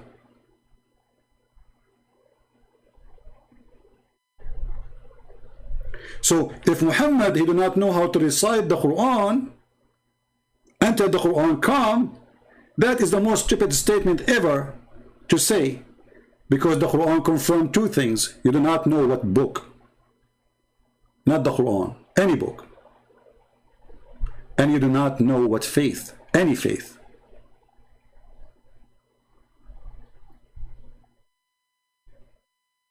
He has zero faith. And when this idiot tried to save Muhammad, saying, oh, because this is the first revelation Muhammad received, and then when we got him busted, he says, did I say that? Go just 3 minutes before and you will see you said that. People, they can go right now forward, so backward in the video, and you hear me how many times saying to you, are you saying this is the first revelation Muhammad you receive? And you said yes, over and over and over.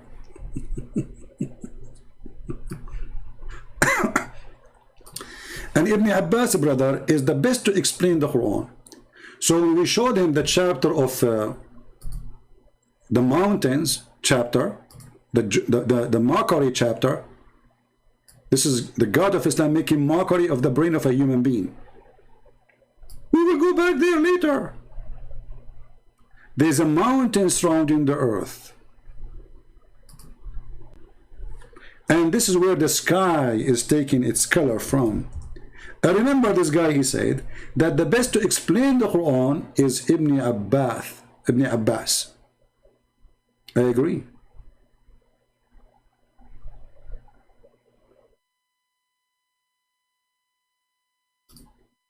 He is the best to explain the Quran.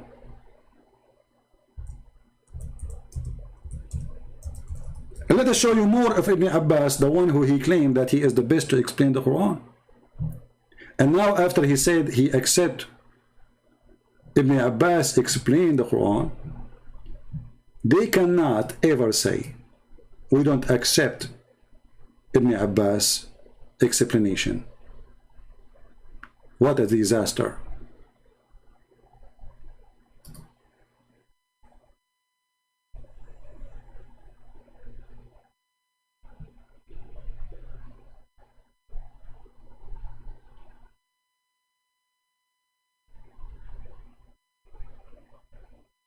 Do you see why I hang up on you?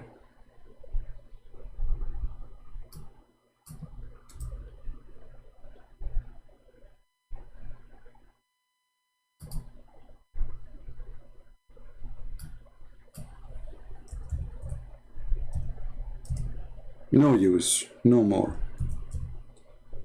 Thank you for exposing Muhammad.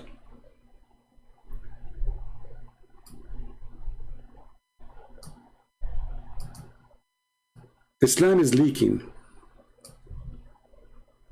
If we go to Ibn Abbas,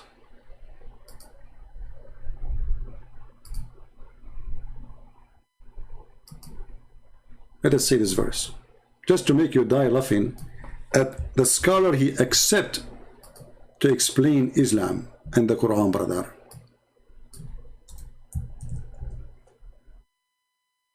Don't blame us for laughing at you.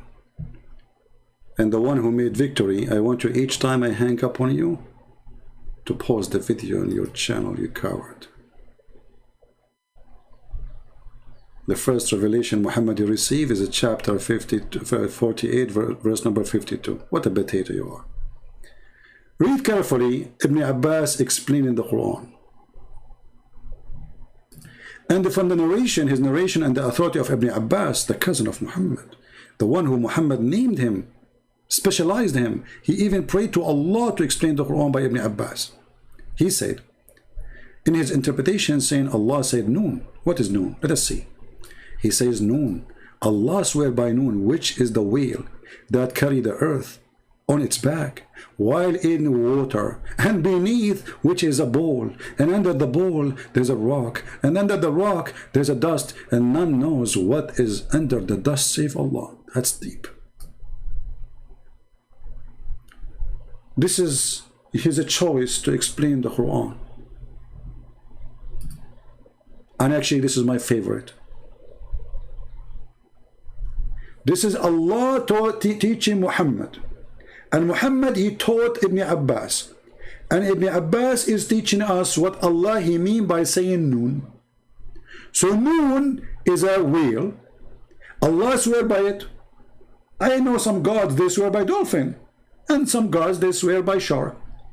But some God, they swear by zucchini. Some God, they swear by fig, like Allah, or olive. But Allah don't make his swear limitation to fruits and vegetables like fig and olive. He swear even by whale. Come on, the whale is big.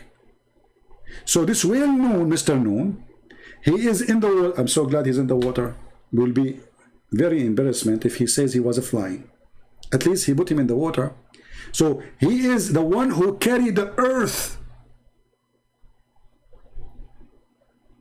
He's what? He is the one who carried the earth. Download the video, Abdul. Put it there in your channel. You said to every Muslim, we accept Ibn Abbas. He is the best. Everybody heard you. So the whale who carried the earth on its back. You see, he carried it in his back, not in his shoulder. See how the Prophet knew this? Unbelievable. Scientifically proven, brother.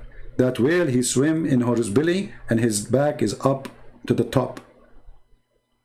How the Prophet knew this? And beneath, which is the bowl, there's a bowl. And now beneath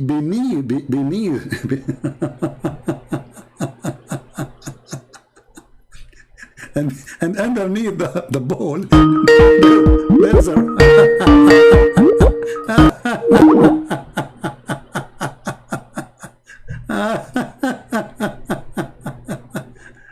oh boy.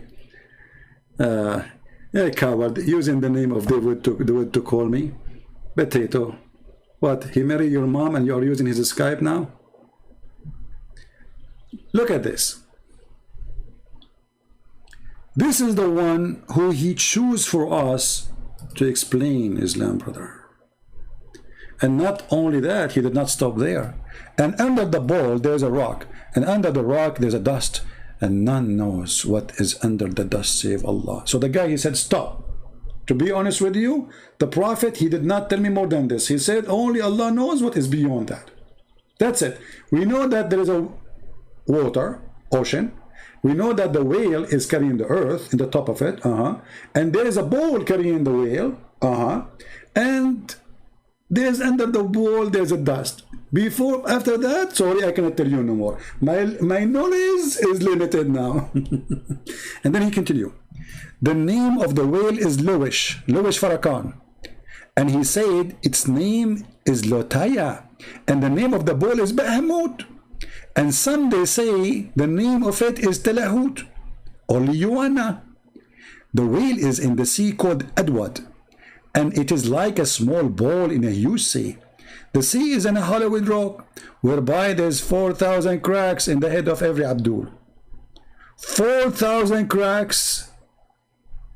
So we have a whale carried by a bowl, and the whale is carrying the earth, and under the bowl there's a rock, and under the rock there's 4,000 cracks, and from every crack there's water spring coming out from the earth. That's deep. Now, Ibn Abbas will not stop there. Ibn Abbas, he will continue his madness. He says, and it's also said that Noon is one of the name of Allah. Look, he started Noon is a whale. After less than 2 minutes, Noon became Allah. One of the name of the God of Islam is Noon. So from now on, we say to Muslims, how's your God Noon? People, is that fair? Are we insulting? If the Muslims, they think that one of the names of Allah is Noon, why we cannot call him Noon?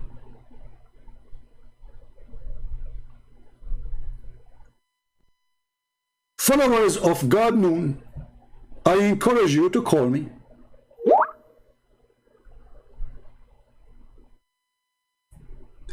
You are a joke?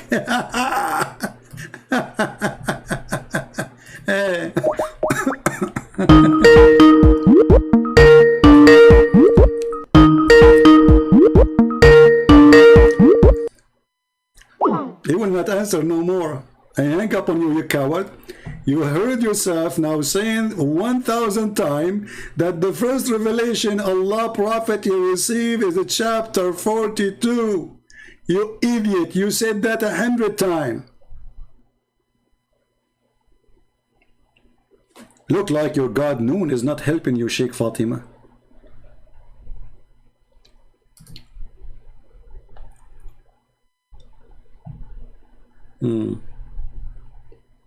The God Noon. Allah swear by the pen. And some they say, look at this guy, he keep jumping from, and it's also said that Noon is an inkwell. Like what? And Allah swear by the pen. Swear by the pen, Allah. This pen is made of light, and its height is equal to the distance between the earth and for sure Allah cannot write with short pen. Hello.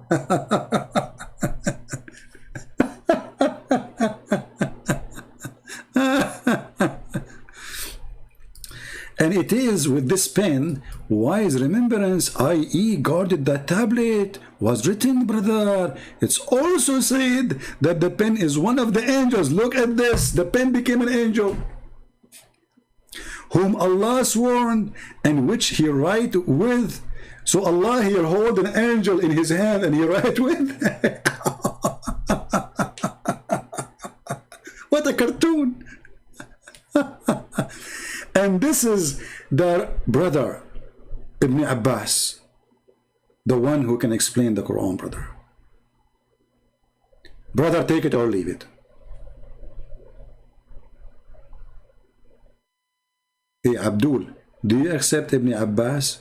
Yeah, Ibn Abbas, yeah, you know, I accept him. First, he was smart. He wanted to say only that verse, and he said that actually. But then when I insisted, he looked, you know, he felt like he looked so stupid because he accept only that verse. Come on, so the rest of Ibn Abbas is a donkey. So he said, all Ibn Abbas, accept all Ibn Abbas. And now as long he accept all Ibn Abbas, he just stuck with it. This is Ibn Abbas. Let us see what Ibn Abbas says about the chapter 86. Brother, Ibn Abbas knows best, brother.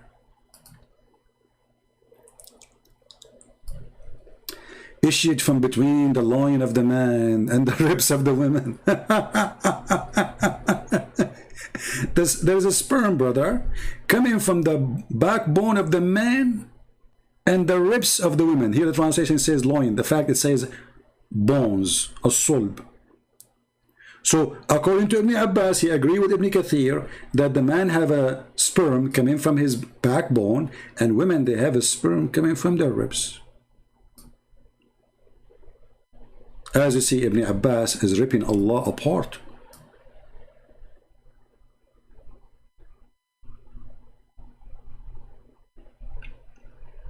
All Muslims, by the way, they make victory when they speak to me. So why you don't download the video and post it in your channel? As it is, without editing. Challenge.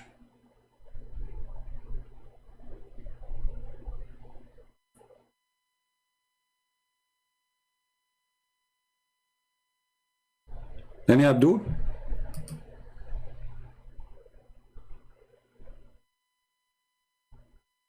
Anyone?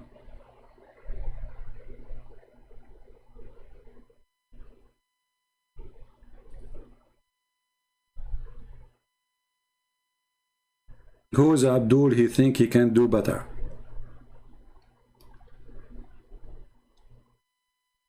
I think this is ultimate fort. Shall we take him? Hello? Hey, ultimate. We need a comedy. Ultimate, are you there?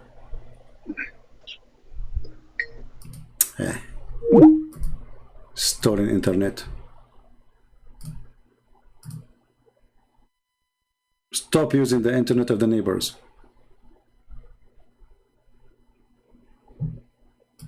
We have here a Muslim. He called himself Palestine. Hey Palestine, I have a question for you, my friend. Why Allah never said the word Palestine? Do you have any idea? I mean, you have a big book. Actually, it's very small. By the way, do you know that all the Quran is not even in the size of the index of the Bible? The Muslim, they say to you, why don't remember the Bible? First, we do not need to recite it, because what is important is to understand, not to recite. Secondly, all your Quran is not even in the size of the index of our book. But the question here, and this is what it's called book, the Quran. How come Allah never said the word Palestine? As long as there's a person there, he's a Muslim, he called himself Palestine. Actually, the God of Islam is a person who he insists that this land, the Holy Land, is the land of the Jews. And actually, he is the one supposedly he gave it to them. Allah is a Zionist.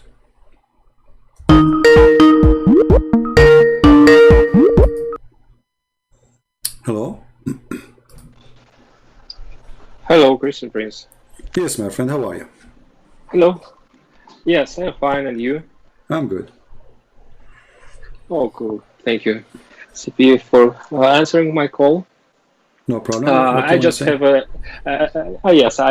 one simple question. Sure. Could you explain me where can I find information about Allah promising big boobs to believers?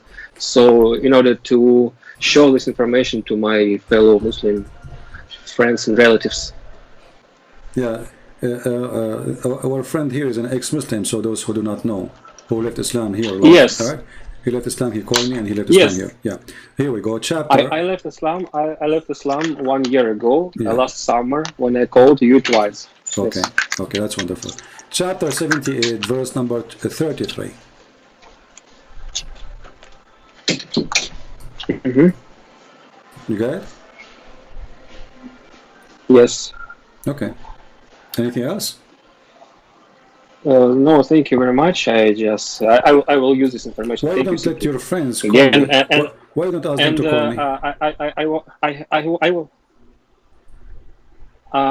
Because they don't speak English. They are Russians, you know. Oh, okay. Okay, I see. All right. Okay, thank you, CP. All right. Bye. No problem. Take care. You know, actually, for me, if there is a reason to convert to Islam, it's going to be the last reason to have to convert to Islam. Women with big boobs, you know, I get scared of them. I mean, come on.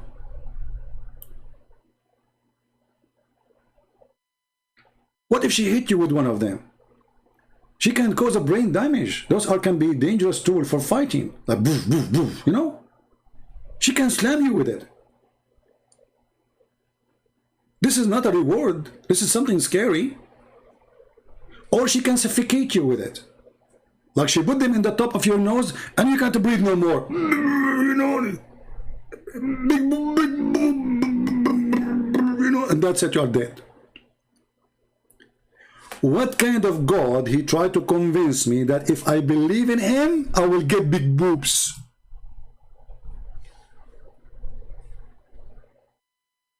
Size matter.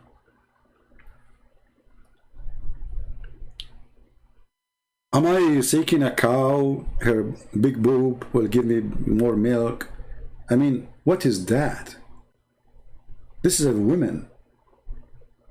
What about telling me about this woman who, it's actually not, you know, one woman, there's too many women. The heaven have 100 floor, each one of them have different reward and different number of women with big boobs. But you know, I thought about it. Once I was in a high building and I said, if somebody pushed me from the balcony, and if I have a woman like those with me, I will be surviving. Why?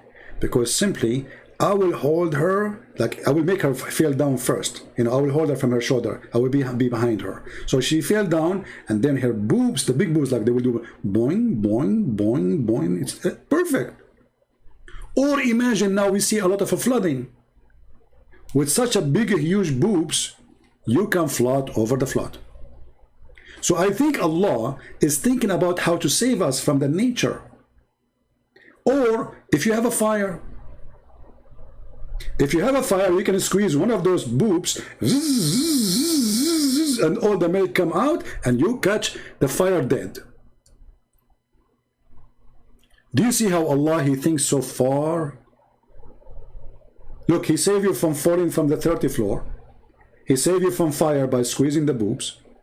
And then he, you know, he saved you, even you can even beat your friend with it. Let us say your friend come to visit you, huh? And he's rude, and he's bigger than you cannot fight him. All what you need to do, order your wife to open her bra and they will run in his face. They will demolish him. He will be suffocated. Not to forget that Allah, Prophet, he promised a man that his wife will be لَنْ يَسَعُ مَقْعَدُهَا مِيلٌ مِنَ الْأَرْضِ. Her butt will not even fit in 1 mile in the land. And always, you know, I ask myself, why it is so small?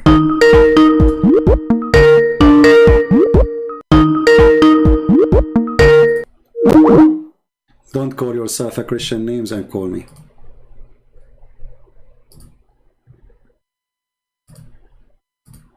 Coward Abdul.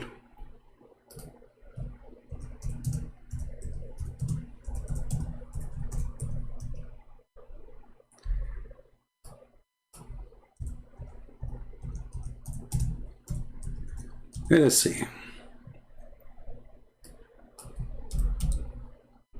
Maybe we cannot find this hadith in English.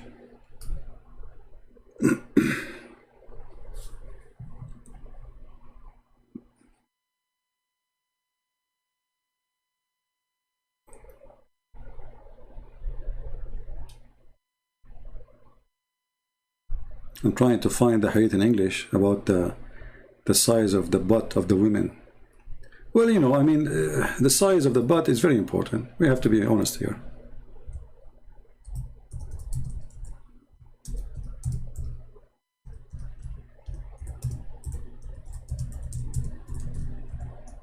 Let us see.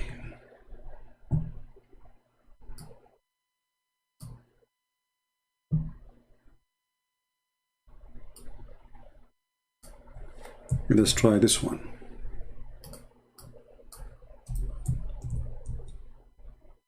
Cannot be found in English, sadly.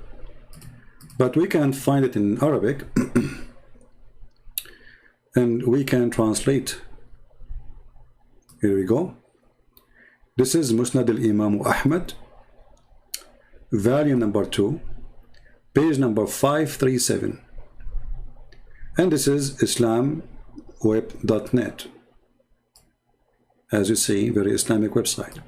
And the hadith number is 10549. And now what we will do, we will use Google Translation.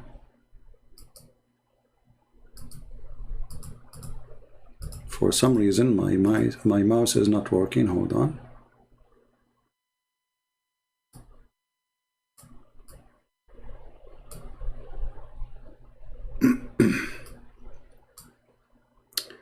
I think by mistake I disabled the right side of my mouse, so it's not functioning right. Let us see. Smart click. Okay, here we go. I think now it's fixed.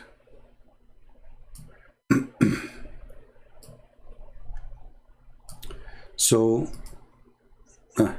translate to English. Hassan told us from blah blah blah from the Messenger of Allah. He says the minimum in paradise status, the one who is the lowest in heaven, the bad Muslim.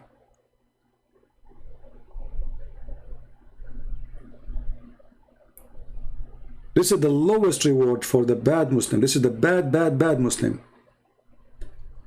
He will have 300 servants. And look at the translation here, it's really messed up.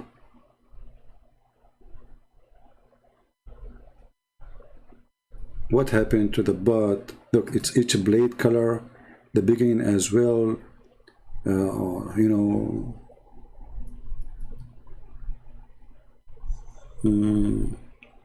I mean, the translation is really messed up. Maybe it's better to use like to copy a part of it, because nothing makes sense anymore here. Yeah, nothing makes sense.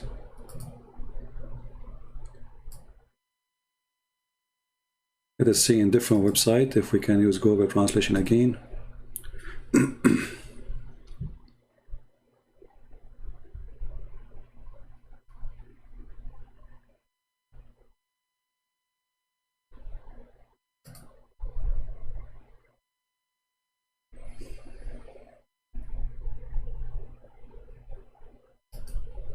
Let me post for you the link. You can try to copy yourself and paste like little by little in Google, because look like when I click at download, translate the whole page is messed up as a translation. Here you will see the last part of the hadith. It says that Allah will give him from the hur 72 wives, additional to his wives in earth, and each one of them is going to have, her ass will take 1 mile size of the earth. This is how big her ass is. So if we copy this part, let's open Google Translation.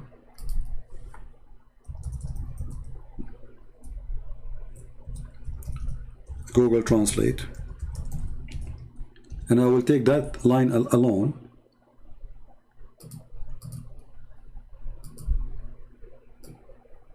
And let us see if the translation will be better. So we take it here to Google Translate.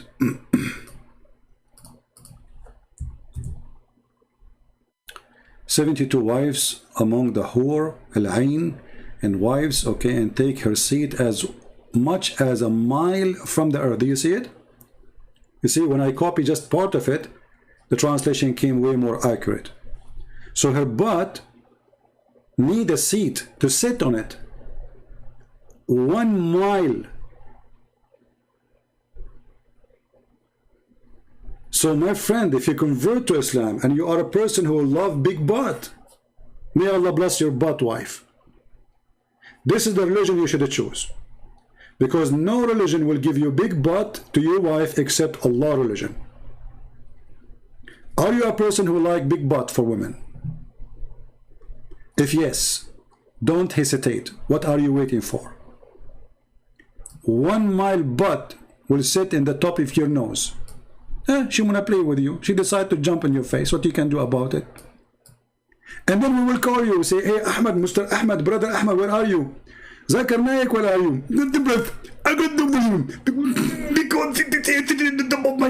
Zakir Naik now entered the butt of 1 mile butt women.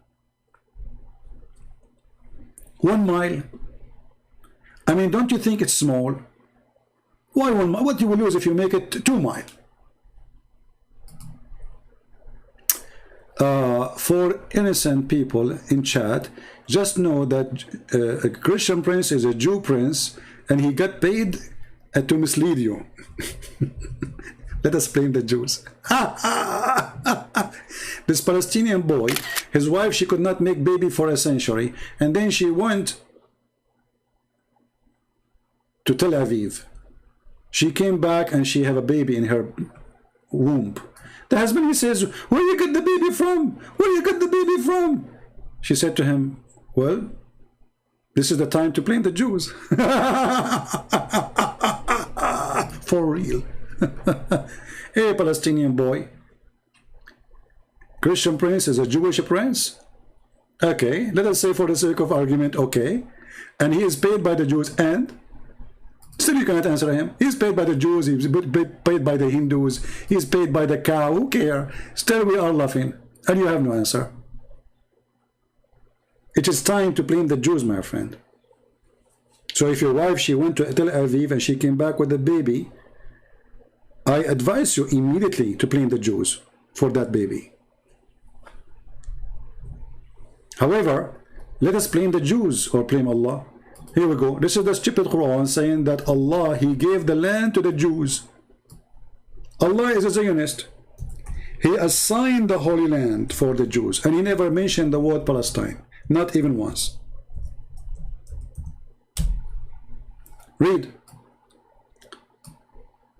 Allah told Moses to tell the Jews, go and kill every single Palestinian. Allah, He assigned this land for you.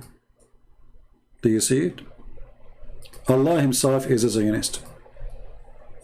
In this stage, Muhammad the coward was trying to be hypocrite to the Jews. So he was saying to them, whatever, make them happy.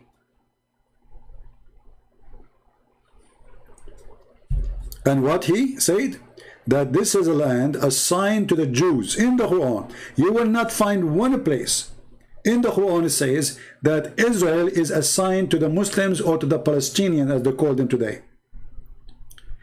But in the Quran it assures that those are the Jews, the people of Moses, which Allah has assigned the Holy Land into you. Do you see it? O my people, enter the Holy Land which Allah has assigned into you. Who's talking? Moshe, the Jew. And He gave them back where? Where He gave it to them back? Allah, He assigned it for them. That's it. Allah nowhere assigned it to the Muslims or to the Arab.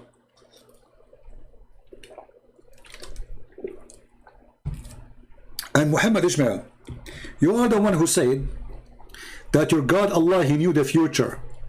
This is additional proof that Allah do not know the future, because after 2 weeks, according to you, Allah changed His mind.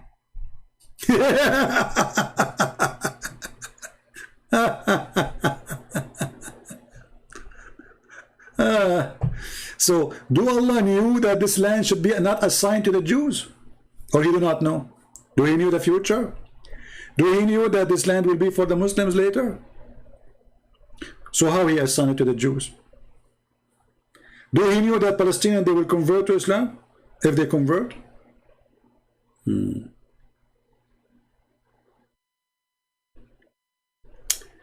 Moshe was not a Jew. He was from Levi. Oh, that's a good thing, Ishmael. And now you know about the tribes of the Jews. That's a good thing. So tell your stupid prophet then why he called him a Jew.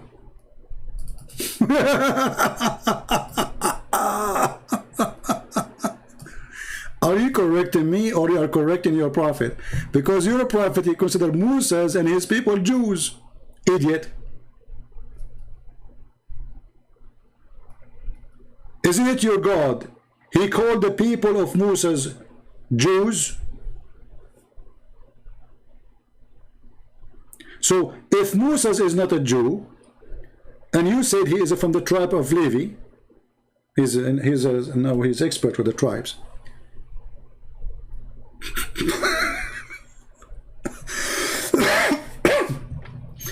Excuse me. You remind me of Mimi Hijab when he said Elijah.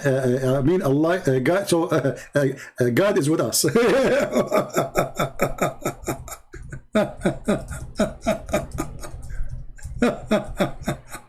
Expert. Oh boy. The best comedy. You know, Muhammad Ismail, why you don't call me? Honestly, I want you to tell me about the tribe of Moses.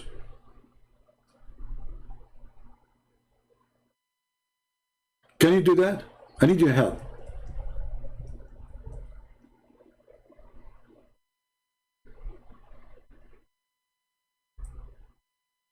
What do you think, guys? Who can help us better than brother Muhammad Ismail?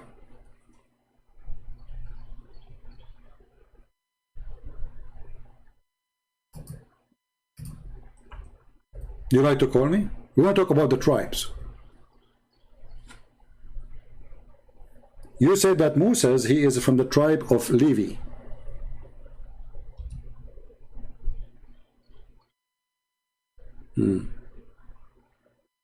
How do you know that? Is that from the Quran or from Google or from the Bible? Where do you get this, Muhammad Ismail?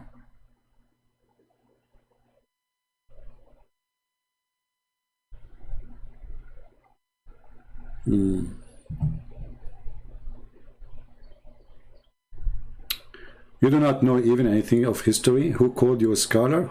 Well, tell your prophet. You're a prophet. He think that Mary, she is the sister of Aaron, the brother of Moses. And your prophet, he think that Mary father, his name is Umran, the father of Moses. Is that true? Mr. History? This is, it's even the chapter, it's called the chapter of Al Imran. Who is Imran? According to your prophet, he is the father of Mary. But Imran is not the father of Mary. He is the father of Moses. That make it clear more when Muhammad, he says, "Oh Maryam, sister of Aaron," the Edith, he thought that Maryam, the one in the Old Testament, the sister of Aaron, is the same Maryam, the mother of Jesus. So you're a prophet, the History Channel specialist, he jumped hundreds of years from Moses to Jesus, and he made Mary, or Maryam, the sister of Aaron, she is the mother of Jesus. Based on Muhammad's understanding, Jesus is the nephew of Moses. Okay, Muhammad Ishmael, I am asking you, as long you are a person who knows history, how Imran, the father of Moses, become the father of Mary?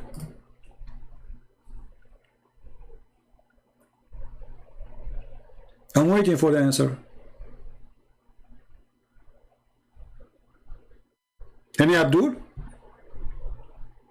In front of you, this is the story where the mother of Mary and the father of Mary story about how they begot or begotten Mary. All right? And even the chapter, the Muslim, they call it the chapter of Al Imran. Okay, who was Imran? Read carefully. Behold, the women of Imran said, "Oh my Allah, do dictate into thee what is in my womb for their special service. So accept this for me, of me." Thus, he knows of all things. Allah, he knows all things. So Allah, he knows all things. He knows that Maryam, she is the daughter of Imran, the father of Moses. And then when she delivered, she said, "Oh my Allah, I delivered a female child, and Allah knows best what I will do with the female child." You know, so the story here about Maryam, the wife of Imran, sorry, the daughter of Imran and her mother, and this is history? Is that a correct history, or this is stupidity?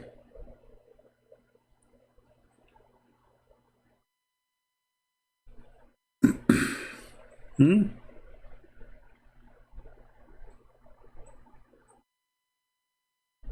making things honestly. Okay, I'm making things honestly, no problem. I'm making things up. Okay, let us go to making things up then. Let us go back to Ibn Abbas. I don't like to make things up. I like to share the truth. Okay, I will go back to the truth. Ibn Abbas, the cousin of the Prophet, said, in his interpretation for Noon, he says, Allah swear by Noon. And he says that the Noon is a whale which carry the earth in its back, while in the water, and beneath which is the bowl, and under the bowl there's a rock, and under the rock there's a dust, and none knows what is under the dust save Allah. The name of the whale is Dawish Farakan, and it says Lotaya, and the name of the bowl is Bahamut, and some they say his name is Talahut, and Leona, and the whale is called in the sea called Adwad, and it's like a small bowl in a huge sea. The sea is in a Hollywood rock. Nearby there's 4,000 cracks. Hey Palestine, am I making things up? Or this is your God teaching?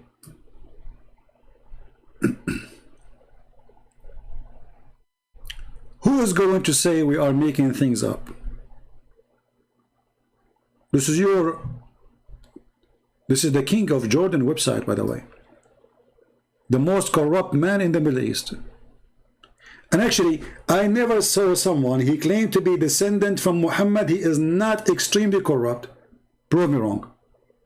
The king of Jordan, the king of Morocco. The king of Morocco, just yesterday, he went with the foreign minister of Israel to visit the grave of his father. They are in love with the Jews. The king of Morocco. Corrupt.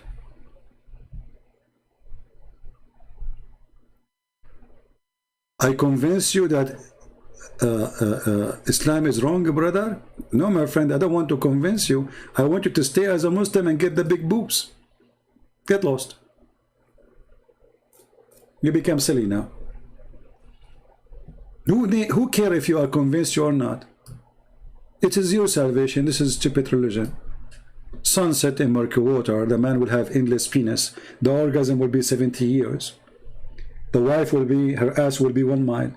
No, I do not need to convince you. This is true stories. I don't want you to be stripped from such a butt. I want to see Muhammad Ishmael go into heaven and his penis is endless. Don't forget to take a selfie and post it in Facebook of Allah. I don't know how your phone can capture such an image of an endless penis. I don't think even you can talk to your penis because it's endless. Like, think about it. You are, let us say you are in the Jannah of Allah, and now your penis, because it's so endless, I don't know, like, is the heaven of Allah is endless too? Based on endless thing, if the heaven of Allah is endless, that means that your penis will be all over the heaven. Go into the house of Dudu and Susu and Fifi and Mimi and Tutu. Endless penis? Okay, as long your penis will be endless, where your wife will be located so you can have sex with her? And where she can stop? What is the point of meeting? Do you understand me, Muhammad Ishmael? Now your penis is endless. And now you are going to have sex with your wife. Where your wife she will be located? Because remember, it's endless. That means your wife, she cannot be close to you. Your wife, she have to go like 1 billion miles away. Otherwise, you will not be able to have sexual intercourse. And I have a good news for you, Ishmael. Do you know that even if you do join jihad and get to be a martyr for the sake of Allah,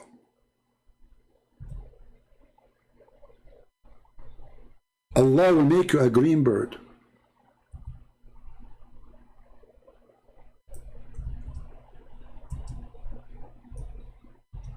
Isn't it? This is the most lovely dream to be. You join ISIS, You die for the sake of Allah, and now you are, Allah will put your soul inside the green chicken.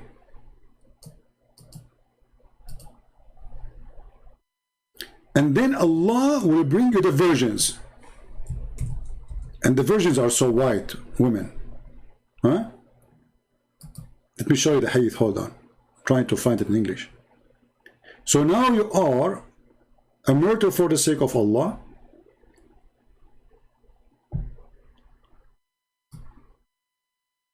And now you are a green chicken.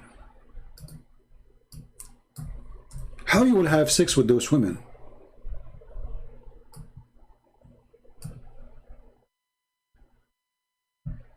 Are you convinced, brother, that Islam is telling the truth, brother? Look how many times this hadith is repeated, brother. Look how many times.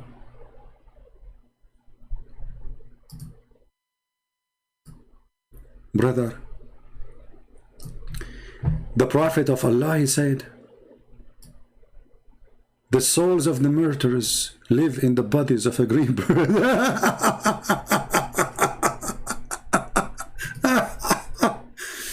That's so lovely. You know what? I always wanted to go and join jihad.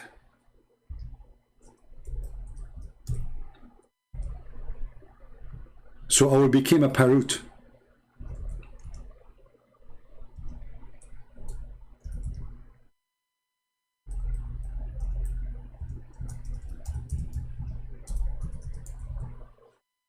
Huh? This is your end, brother. Let me show you the pictures, your picture, brother. So now Muhammad Ishmael, he went to heaven. And now Allah, he took his soul and he put it inside the parrot. And now he will say, Takbir! Takbir! Takbir! Takbir! Takbir! And now, the disappointing thing is that those horny females who Allah, he made them for sex. They are ready for sex, and all what they got, not a guy, they got a chicken. They got what? A chicken. The guy, his name is Palestine, he is saying to me, why you don't show chapters 2 verse number 62? My friend, chapter 2 is about Moses too, and how he did make the dead guy come alive by beating him by beef. Are you sure you want me to show you chapter 2 verse number 62? Okay, let us do it.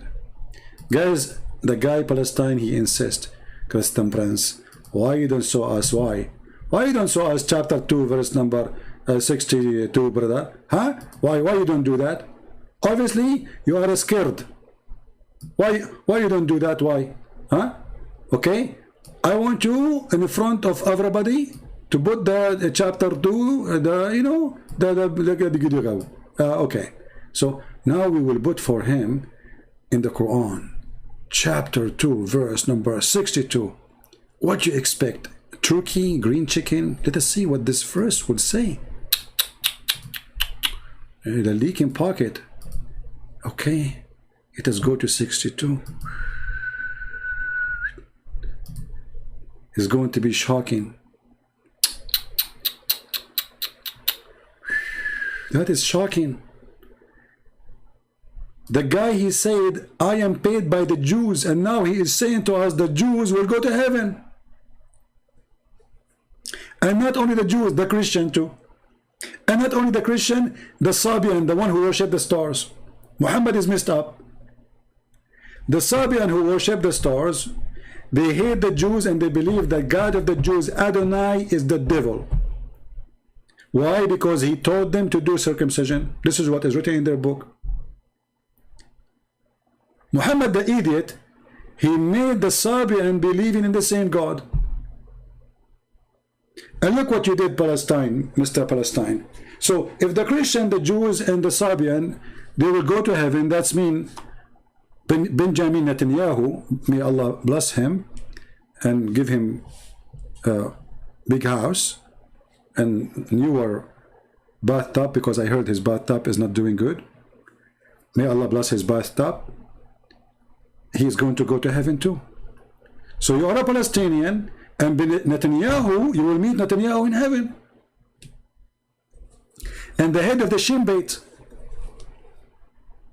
and the head of the Prime Minister now, all of them will be in heaven. What a messed up religion. So why the Quran says the Jews, they will be killed, kill them, kuffar? What is this? Anyway, I think we had enough for today. Don't forget, I advise the Muslims who claim victory to download my videos and post them as they are in their channel. At least the conversation between me and you as it is. If you are a victorious idiot.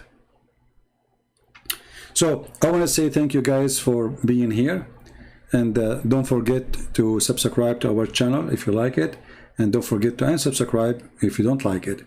However, we advise you to unsubscribe because according to Prophet Muhammad, the one who subscribed to Kuffar channel, Allah will take a lot of good deed from his bank account. You don't want to go to sleep and then you wake up in the morning and you find your bank account robbed by Allah for one reason, because you subscribe to Christian Prince. Allah will send his dog to eat you, remember that.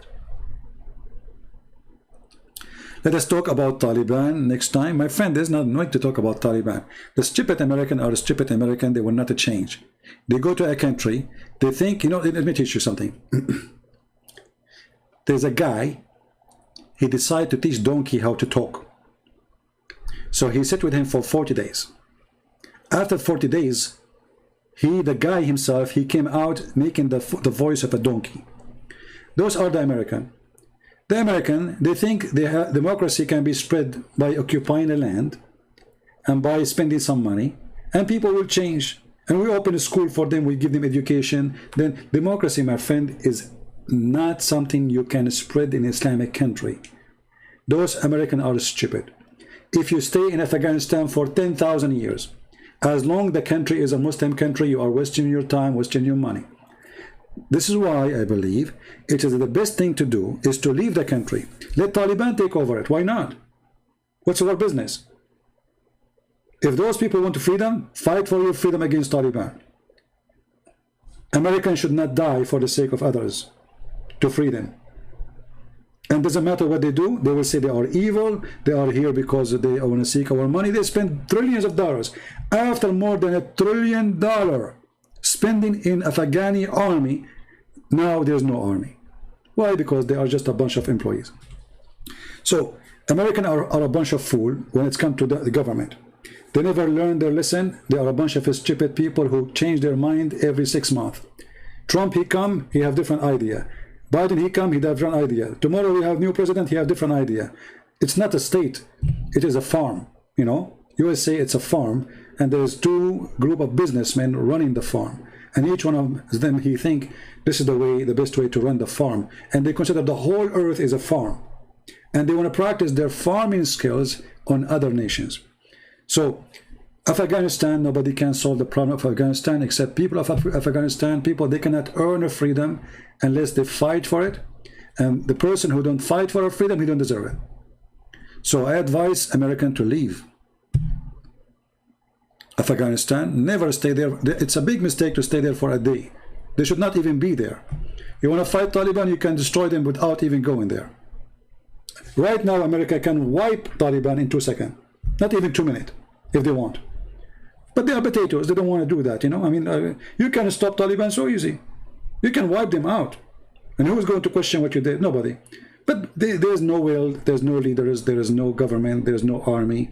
It's a farm, you know. Democrat, you know, they are busy now about its offices and money, and it's a business. So America will be different country if they have a leader, one leader. In America, there's no one leader, and they will never have one. And those people in Afghanistan, as long as Islam is there, Afghanistan will never change. As an example, when the American, they choose this guy who is an American citizen, who is Afghani, to be a president. When a person who leaves Islam, they decide to kill him. This is not Taliban. This is the government who is our government. So what is the difference between Taliban and the moderate government? Nothing. They took a guy to jail to execute him because he left Islam under the watch of the American. So what the Americans are doing there?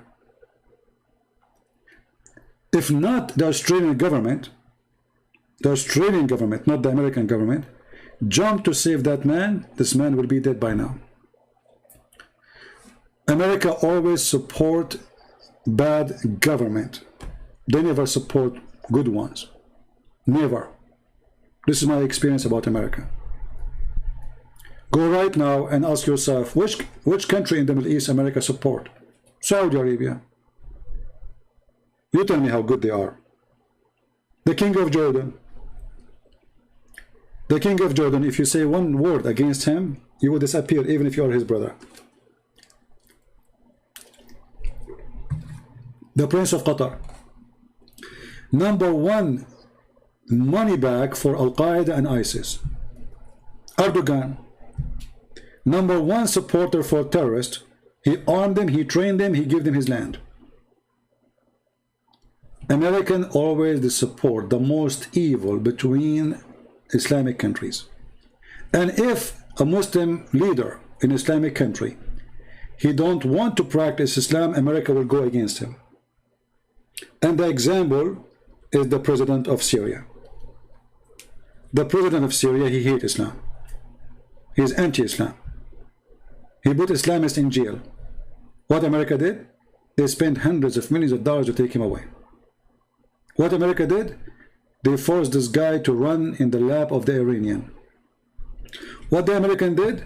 They put sanctions on this man so he will collapse, so they can have Al-Qaeda rule in Syria.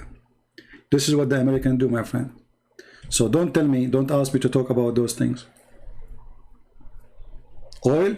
No, American do not need oil. This is another lie.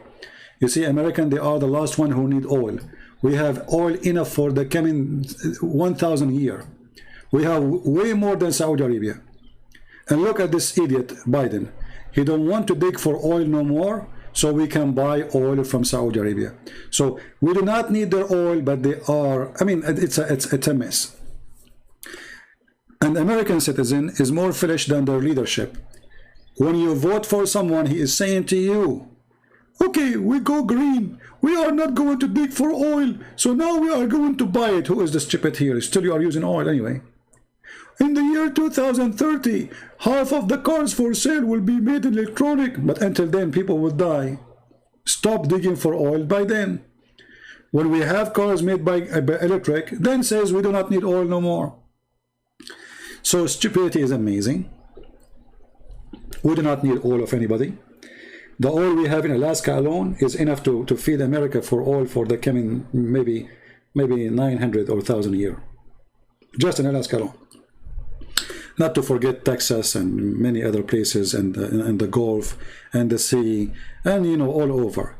We have an ocean of oil. We have an ocean of resource. America is like Russia. You know, the Russians, they do not need anyone else. They do not need oil of anybody.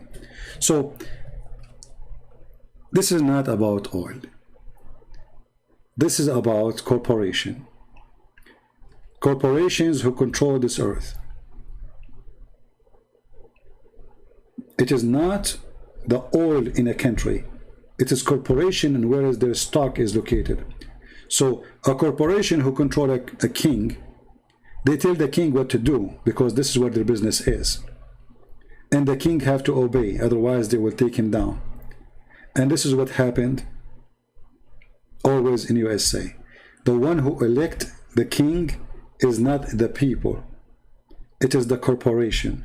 This is why you see that they are fighting over how much money you can collect for the election. Why somebody need billions of dollars for election? If people elect a person, why we need that money? What the money for? The money is to brainwash the people. Who can control more media? Who can brainwash more people? Who can control them by spending more advertising? He will win. So it is not really about what you think. You know, many people think that America is not a country as much it is a corporation. And this corporation now own more than half of the earth. We have 4 or 5 people in America. They own the whole world, not only America. As an example, which country do not need to use Google every day? Which country do not need the service of Google or Android? Which country do not need Android and Apple? Which country do not need the technology of America? Which country can stay away from the internet of America? The internet is owned by America. And we say America, mostly we are talking about corporation. So the one in control is not the American, it is the corporation of America. Few names controlling the whole world. So you become a slave of those 5 Americans, including the American themselves, become a slave of them. The owner of Google here, he can shut me down. Like now, they stop allowing me to have donation. Why? Because they don't agree with me about what I say. They want me to say things in order to receive money. You see how they control you?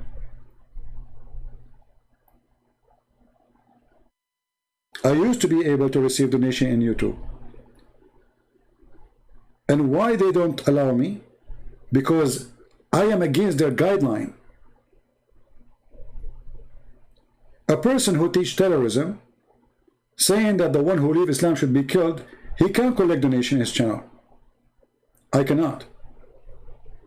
So those corporations are terrorist corporations. They use their own, terrorism is not only by violence, it can by cutting your income. It can be by muting you. It's like when a man, he beat his wife. This is terrorism. So they try their best to force you to be their slave, to be their dog. If you are their puppy, then you will make money. Then they will support you. Just be their puppy. So the question is, how many of us is willing to be their puppy? As long as you are their puppy, then they will bless you with their money, the money of the devil. If you don't agree to be their puppy, then there is no donation. You cannot do that. Very simple. Imagine the president of USA, they locked down his account. Look how powerful they are. Can you imagine? The guy who controls nukes, the one who can burn the earth. They locked down his account. They closed his account in Twitter, in Facebook, and in YouTube. We are talking about the president of United States, not somebody working the post office. So this is a scary mafia. Those corporations are the biggest beast ever created for mankind. They are even bigger than the beast of Islam. And because both of them, they are evil, both are in total agreement. They don't fight against each other. You will see Google always protect Islam. This is why I cannot keep my videos for more than a few days. I mean, did you ask yourself, a guy, he making videos for a long time. When David Wood, he started his channel, I mean, this was like first day for him. It was more than 15 years already for me.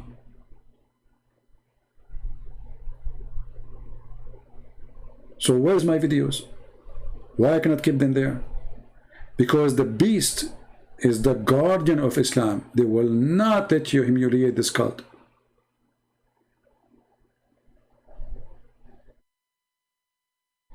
Otherwise, I will keep it there.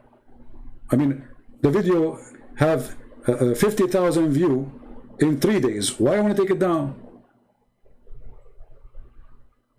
Because YouTube is the devil of Islam. Why I close my account in Facebook? Why I close my account in Instagram? Why I close it in Twitter? Because whatever I post, they block it. If you are a Muslim, posting video about beheading, they don't block you.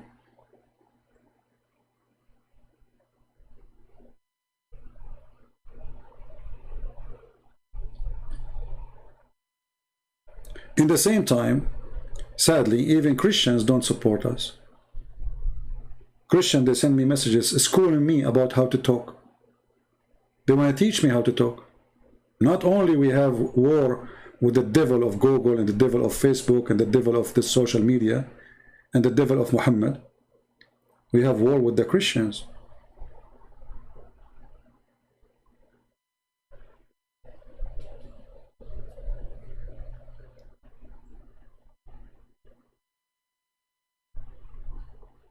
They gave me ad in my video because I played a song. It's called I'm Sexy and I Know It. I played not even 10 seconds of it. When you play that, there's a copyright, so they can place an ad on it. And the ad was a Muslim ad. Donate for a mosque. They forced an ad on my channel. Can you believe it? Do you remember when I was going live on air and then they sent me, and you remember? Yeah, I was live. They gave me warning right away.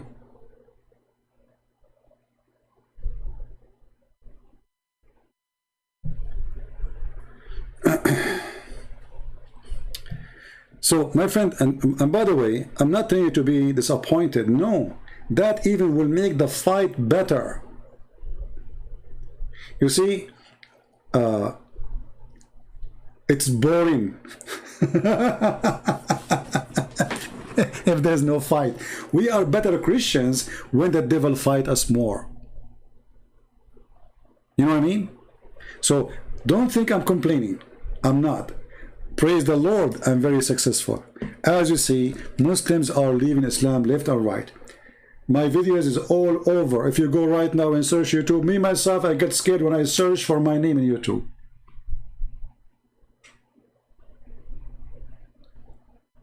I mean, my videos is all over. My books is all over. My books translated to all languages in the world.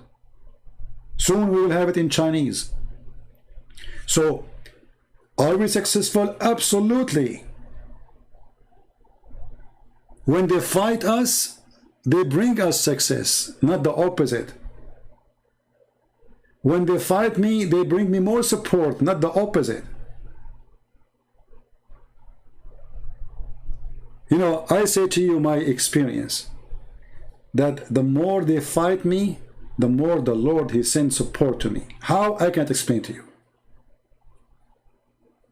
The more they try to close door in my way, the more doors open. So don't ever think that they are strong and we are weak. They are the weak. And this is why they try to mute us, to silence us. The strong one, he do not need to silence others. Say whatever you want. They speak about the freedom of speech, but it is only their freedom of speech is allowed, for they are hypocrite.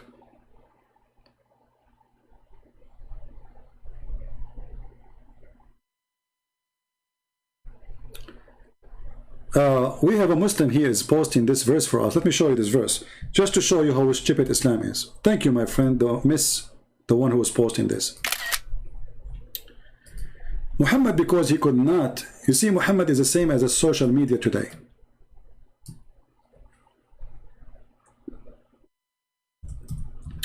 So this Abdul is posting this verse for us in the chat. And this verse again proving Islam to be false. So this is the comment of this Abdul. May Allah sharp the virgin nails for him. يريدون ليطفئوا نور الله بأفواههم والله متم نوره blah blah blah blah. Let us see what this verse is about, and then you will die laughing. Chapter 9, verse number 32.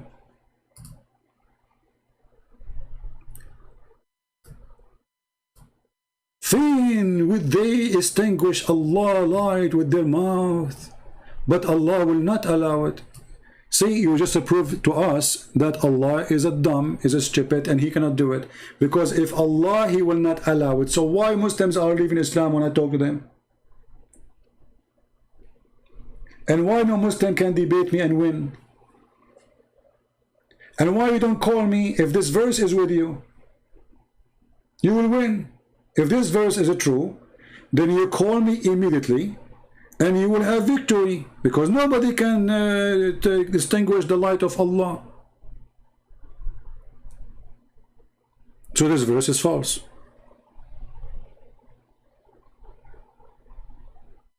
And why you need to do jihad if Allah protecting the faith anyway? And why you want to kill the apostate if Allah, nobody can silence or mute his light? So my friend, Islam without lies dies. Islam without sword is dead. So you need two things to protect Islam: sword, violence, and lies. Allah Nur does not exist. Thank you for posting this verse. You proved to us that Muhammad, he could not answer the Christians, the Jews, you know, especially the Christian and the Jews.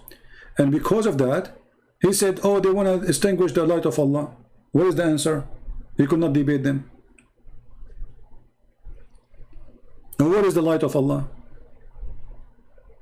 The light of Allah, that there is a penis which is English, and there's a woman with big boobs waiting for you. That is the light of Allah? Or this is the light of the nipples?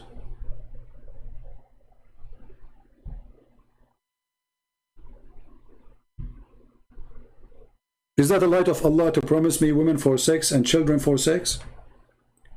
It is the light of Allah to give me women who have vagina and nobody touch it?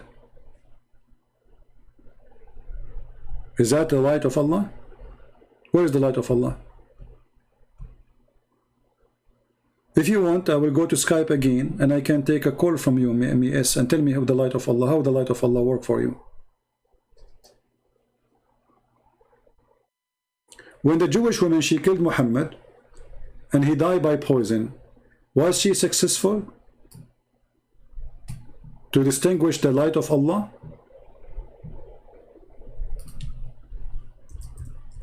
She killed Muhammad. And Muhammad described in the Quran as Sirajan Muniran. So he's light lamp. Not only a light, he's a lamp. Here we go, a Jewish woman. She extinguished the light of Allah by little poison. She went to Home Depot. She bought rat poison. Muhammad, he ate it. The rat, he died. So how nobody can extinguish the light of Allah? And then we find that the goat ate the Quran, and a lot of the Quran is missing. But nobody can extinguish the light of Allah. Okay, where is the verses of a breastfeeding for adult? As long as nobody can extinguish the light of Allah.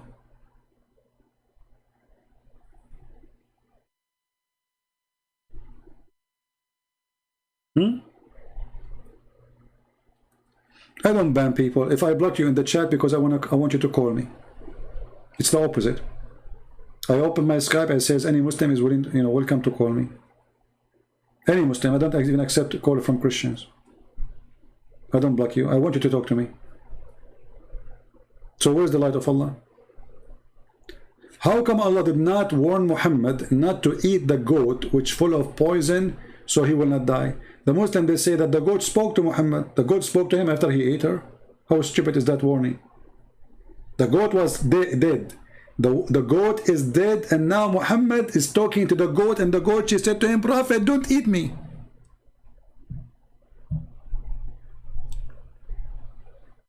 Hold on. Al-Amin, he's saying, sadly, somebody deleted his message. Okay, let me copy his message. I will put it in the screen. Al-Amin is saying the following. Thank you, Al-Amin, for your post. You see, you are welcome, but you are exposing your prophet again.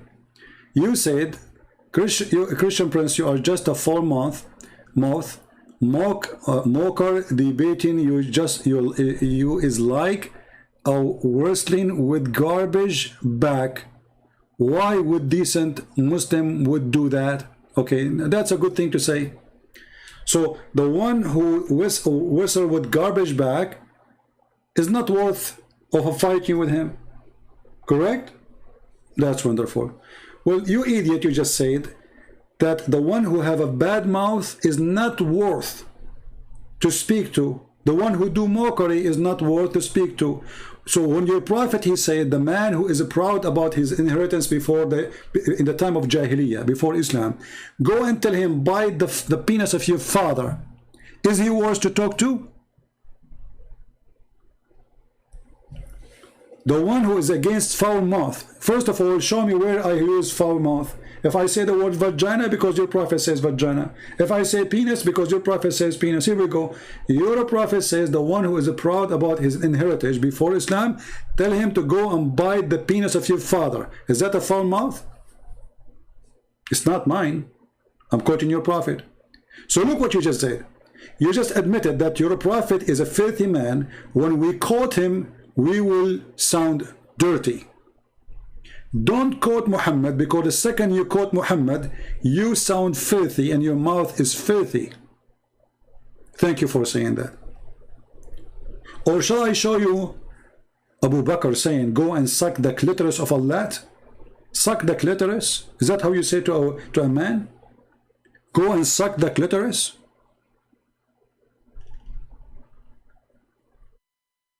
Or what about your God in the Quran who speak about the penis of Muhammad? Or what about your God who start doing mockery of the uncle of Muhammad and his wife? So the Muslim, when you quote for him what his prophet said, he gets so upset and he consider it a foul mouth, a mocker, a garbage bag. And you mentioning garbage, that is very good news for me. Look at your prophet. Your prophet is the only one who claimed to be a prophet from God, who asked you to clean yourself when you do ablution to pray. Yet he do ablution by washing himself by garbage. Read with me and laugh. Why somebody want to fight with the garbage bag? You are right. That is Muhammad. Read carefully. Abu Sa'id al-Khudri said that some people ask Muhammad, Messenger of Allah, whether they might perform ablution out of the well of Buda'ah, which was the well which minstrel, clothed, dead dogs, and stinking things were thrown in. Do you see it? The Prophet was talking to arrogant? Doesn't matter. The foul mouth is a foul mouth. I never use foul language. And I'm talking to arrogant too. You Muslim, you think you are superior, and you are not. You think you are the best of mankind, as the Quran says, and you are not.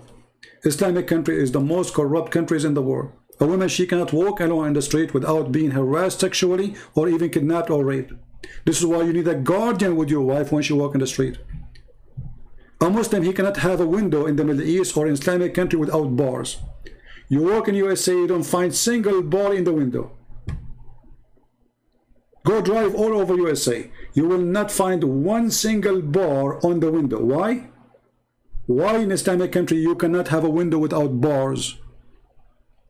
Is that because you are trustworthy, or because a nation become a nation of thieves?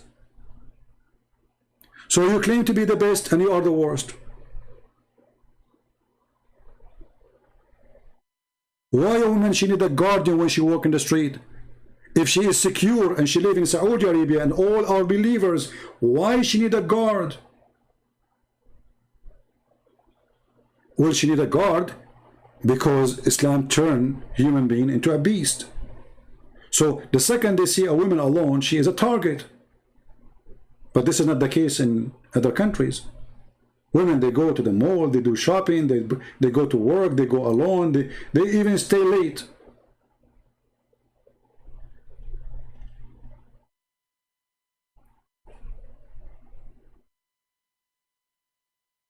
Are you there? And you know, not to forget, Muhammad is the best example of Muslims. Muhammad, he went to his own son's house. This is why, by the way, in the Middle East, Muslims, they trust Christians. They don't trust Muslims. When I used to go to Muslims when I was in high school, I go to a Muslim, like a Muslim who is in my classroom, nice people, you know, they are good people. I cannot say they are bad. I go to their house, their mother, she opened the door, she is even wearing see-through, and their sisters, I sit with them, I talk to them, very nice people. But when a Muslim, he knock at the door of the same house, and I am inside, all the females have to hide immediately. Even though the male who is coming is just a school guy like us. He is in my age. So when a Muslim come, this is what I learned. When a Muslim come, the sister of this guy, they hide, his mother hide. They don't even bring the coffee to the room. The guy, he go to the kitchen, he bring the coffee. When I am there, I sit with them in the living room. And they don't change their clothes. I drink my coffee or my tea with his sisters and his mother. They are not ashamed or they are not shy. But when a Muslim come, you see the difference? Muslims don't trust Muslims. And the guy who is listening, he knew that this is true. And why they want to trust a Muslim when Muhammad, he made Islam a mockery? Muhammad, he went to the house of his own son. What he did? He flirted with the wife of his own son when she is married. Is that true? It's in your book.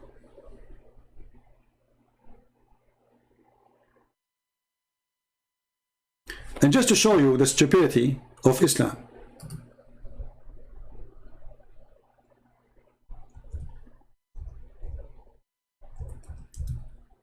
when a blind man came to visit Muhammad,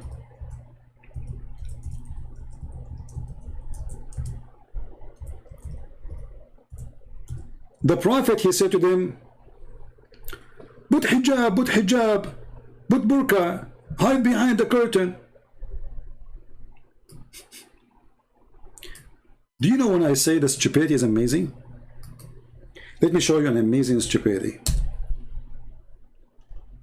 Read with me carefully. This is Sahih Hadith. They cannot say it is weak and this garbage, you know? All this madness. So, it says here,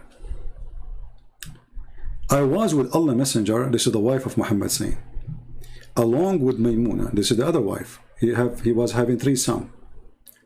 When Ibn Maktoum, which is a blind man, and who was a blind, come to visit him. Okay, so a blind man came to visit Muhammad. Look what happened. This incident took place after the order of hijab. Okay, the Prophet told us to hide ourselves. Like what? We said, oh Messenger of Allah, he's blind. And able to see us, nor does he know us. He replied, are you blind too? And you are unable to see him? Any Abdul here? So are you saying that Muslim women are not allowed to see men? Are you saying that Muslim women are not allowed to walk in the street and their eyes is open? So what hijab is? So all the hijab we see Muslim women are wearing is a fraud. Because the hijab of a Muslim woman is a Muslim woman, she should not see anyone. Not only she have to cover her hair as they lie to us. Hijab is putting a woman behind the curtain and no man can see her and no man she can see. Prove me wrong. And the stupid Muhammad, he is saying to the women, wear hijab. Like, how, you idiot. So why they want to wear hijab? Oh, no, okay, wear hijab. And now because they got him busted, he's stupid, he's a fool. He noticed that the women are smarter than him. But he cannot admit that he was a stupid when he said that, because the guy is blind. So he had to cover it. He said, so, okay, well, he's blind. Are you blind too? You see the stupid? You see the stupidity? This is Islam. A man he don't trust, his name is Muhammad. He is the Prophet of Islam. A man who is a blind, poor guy, he don't even trust that guy to be in his house and the women is there. So why Muslims they trust each other? They will not. But the reason Muhammad he don't trust any man to see his wife, or even not to see even the blind, because he is filthy. He knew what he do when he go to the house of others. You know what I mean? When a person is guilty of something, his guilt is always there. If a thief is a thief, he see everybody else is a thief. Are you getting my point? A man who go to spy at women of others, he believe every man will spy at his wives too. So Muhammad, he believed that if this blind man he come, he is going to be dangerous to his wives, because his wives will see him and they will get horny. It's haram. He is insecure.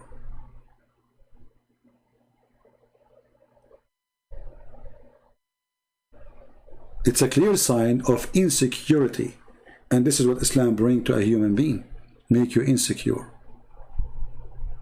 Hijab is a sign of insecurity, not security. The woman is a vagina, we cover her because she is at risk. Oh, I have to protect the vaginas, I have 4 vaginas, I have to protect them. So wear the hijab, okay, put your head in the ground, don't look there, don't look there. Because the man is insecure. He believes his wife, if she look at the man, she will have a wet dream, because he don't do what a man need to do.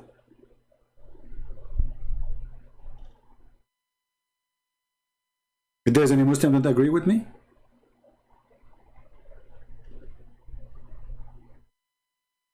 And by the way, even Allah himself, he wore hijab. Allah never speak to anyone except from behind of a hijab. And this is in the Quran. Chapter 4, 42, verse number 51.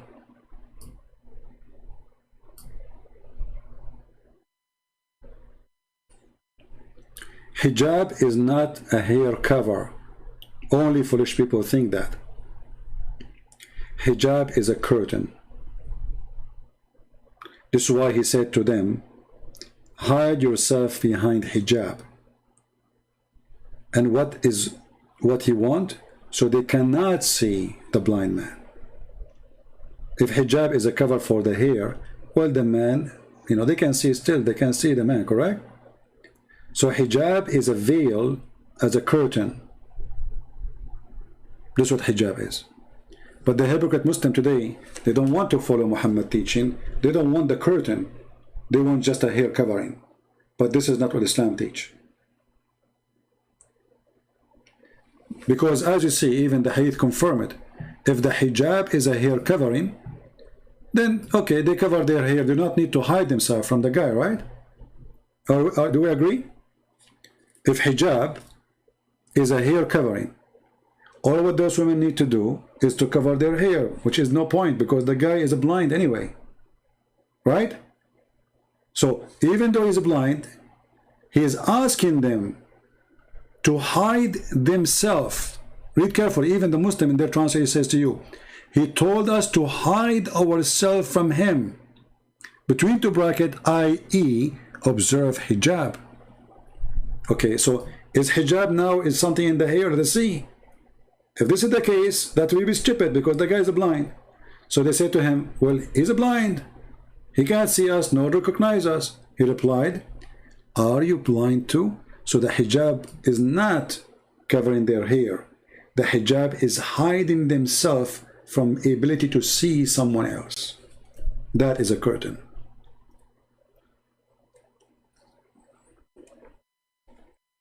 Anyway, this is not the only thing Muslims, they always have wrong understanding. Like Muhammad do not know how to read, how to write. Nowhere in the Quran says that. The Quran says Muhammad, he is ignorant. He do not have a book. He's ummi. Ummi is coming from the word gomai, the Jewish word from the nations. He's not from the Jews. Gentile. So Muhammad is a gomai. Muhammad is from the Gentile. Muhammad is from the nations. He is not from the Jews. He is not from the blessed nation. This is what the Quran is saying. The Muslim, they come and says he was unable to write or read, when there's nowhere it says that.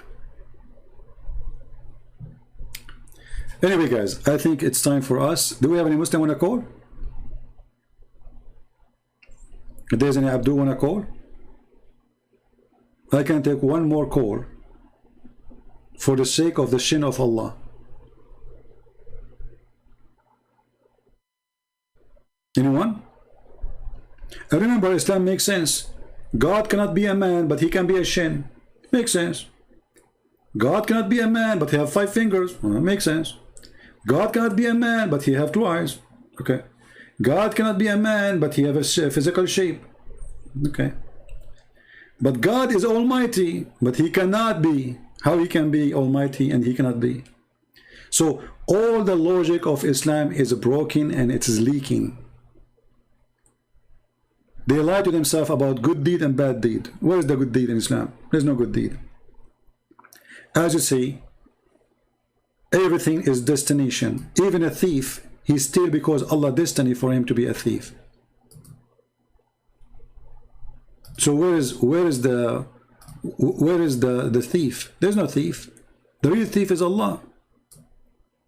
And we showed you a video from the mouth of those Abdul. Explain how a person who stole, they brought him to the caliphate, and this person, he should be punished. Why he should be punished? Because he's a thief. But as long as they believe in the predestiny, how you can punish a thief? Allah, he destined for him to be a thief. Then obviously you would be the fool. A man came at the time of Umar ibn Khattab radiallahu anhu. According to one of the narrations, he needed to be punished because he stole. So he comes to Umar ibn Khattab radiallahu anhu and he uses the same line. He says, "Oh Umar, oh Amirul Mu'mineen, how can you punish me for having stolen when it was predestined? My deeds were already written by Allah subhanahu wa ta'ala." Now that's quite a good argument if you were to see. This is a good argument if you think about it. Stupid religion. So how you want to punish me for a sin Allah he forced on me? And this is a pretty good argument if you think about it. The Sheikh, he said. One of the narrations, he needed to be punished because he stole.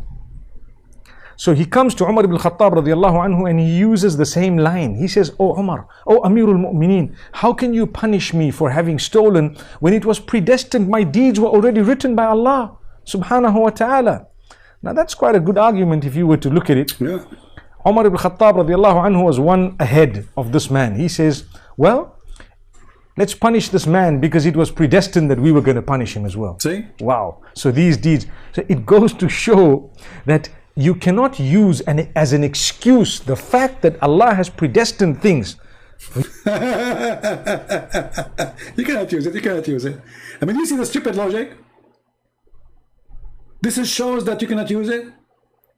This shows that the caliphate is arrogant and he's stupid. And he is not consistent, because if it is a destiny that I will be a thief, then what is my fault? If Allah decides for me to steal, can I stop Allah's destiny? No. See how stupid this religion? And then the guy, he says to you, nobody can stop the nur of Allah. My friend, the nur of Allah is fart. Who in the world want to believe in such a garbage? So you go and do fornication, and then Allah want to punish you for fornication when Allah, he is the one who wrote for you how much fornication you would do.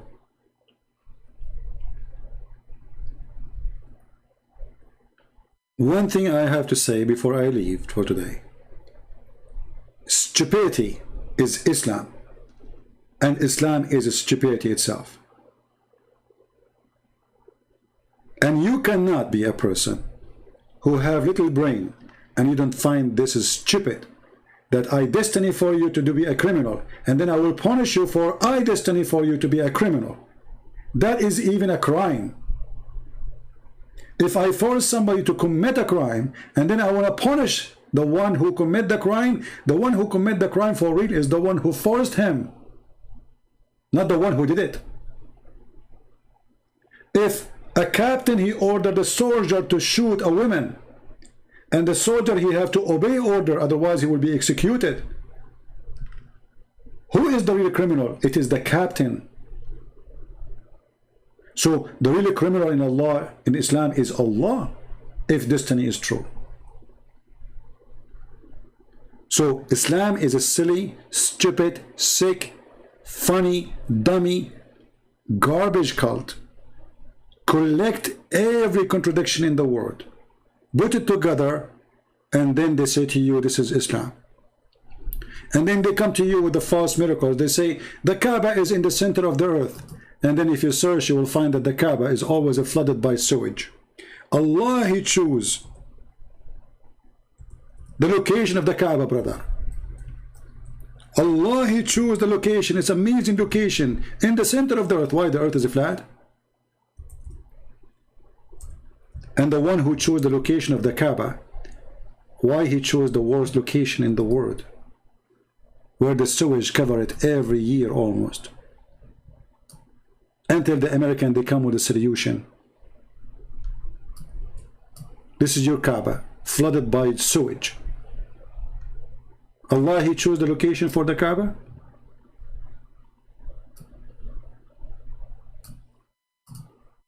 This is how God, He chose the location of His house?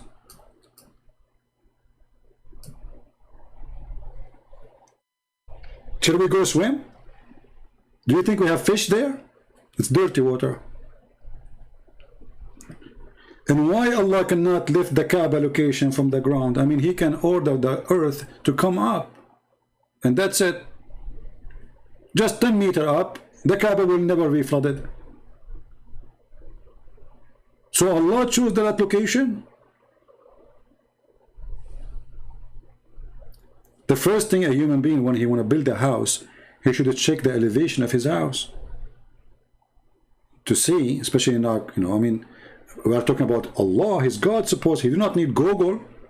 Now you can go to Google, you can see how high your ground compared to other ground in the neighborhood, and then you can predict when if your place is going to be flooded or not. But this is God. God do not know that His house will be flooded if He chooses it in that location. God, He cannot stop the flood to His house, and people taking selfie, swimming.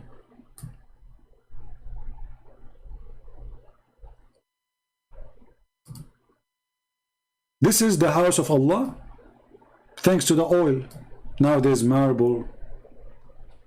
Now there is air conditioning. You should see the house of Allah just right after the oil start coming. Let me show you. It's like a stable of a horse, literally. This is the Kaaba. This is the house of Allah. For the last 1400 years.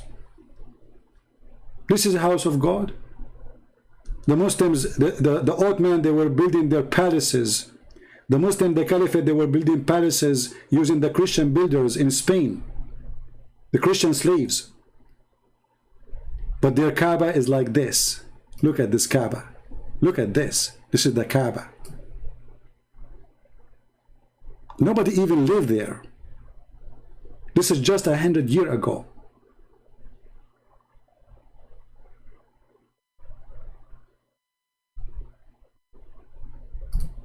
Look at this. Donkeys and camels around the Kaaba. And go look at the Kaaba today. It's the biggest business.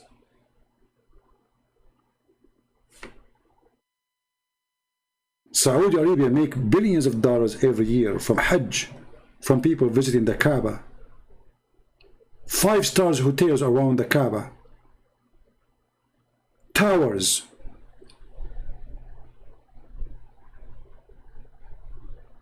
Look at this. This is the Kaaba.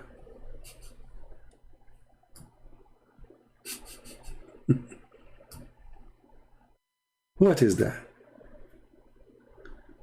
Those are pictures showing you the change around the Kaaba. From a bunch of tents, bunch of small houses, a small tiny stable room. There's no roof. Then we put a roof.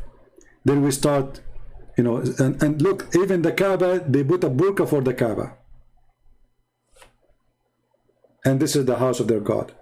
The house of any Muslim is better than this house. He spent more money in it. When the Saudi they start getting their oil, the Saudi they notice how much important for them to increase tourism toward the Kaaba. So they start building hotels. They start putting marbles. They have air conditioning, spray air condition, because it's extremely hot there. And they start advertising airlines, etc. And now Kaaba is a Las Vegas. And it's #1 city for drugs in Saudi Arabia and prostitution.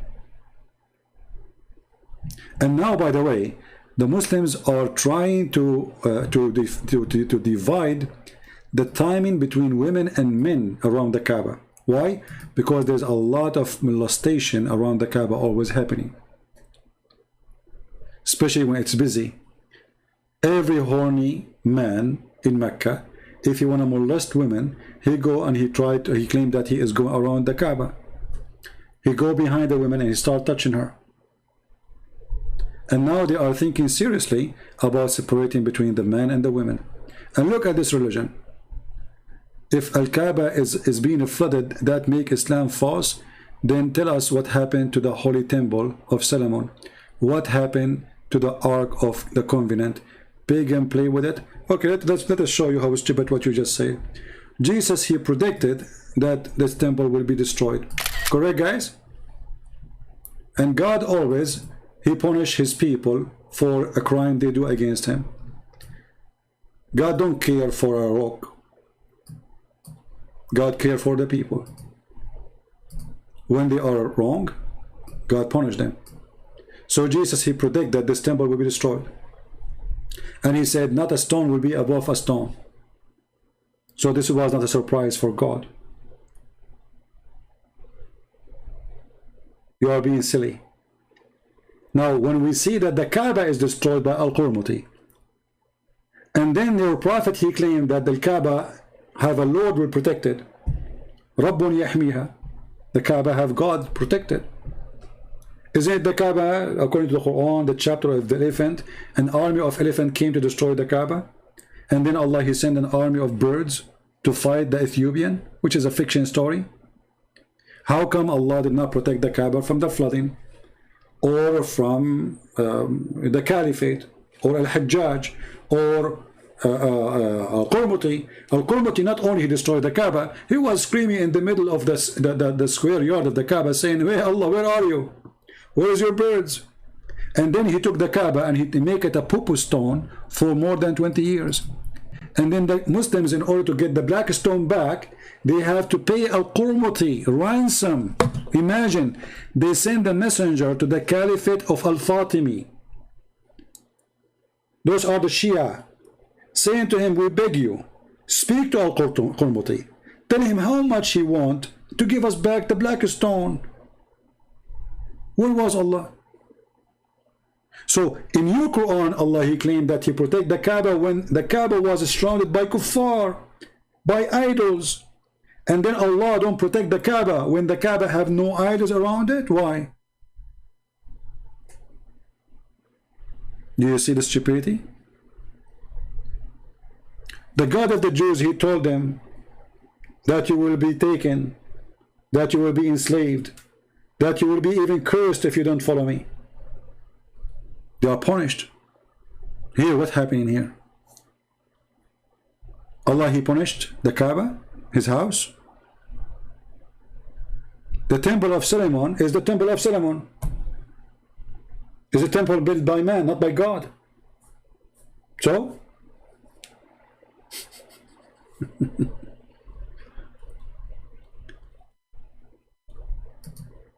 Where Allah, he said nobody can destroy the Kaaba? Okay, let me show you.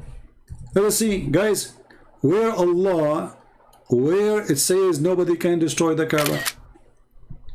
Let us go. Even though I'm supposed to go soon, but let us have fun. You never heard of a chapter? It's called the chapter of the elephant. Your God is the zoo God.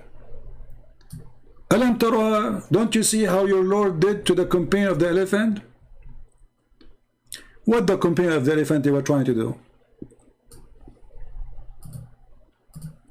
Can you tell me?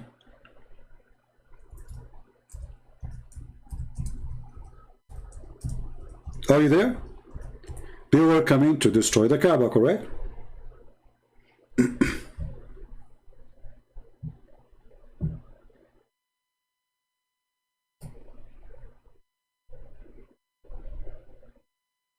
And why Allah He sent the birds? Because Abdul Muttalib, he says, the Kaaba have a Lord will protect it. Is that correct? And supposedly Allah He sent His birds.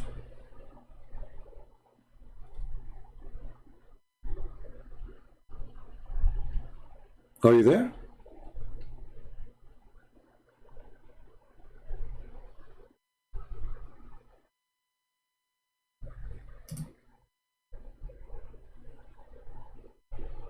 Who can protect the Kaaba, save Allah? Nobody.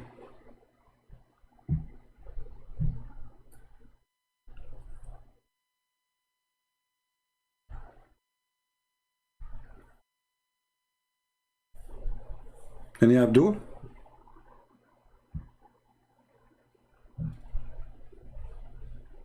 And for sure this is a fiction story, you know, stupid story.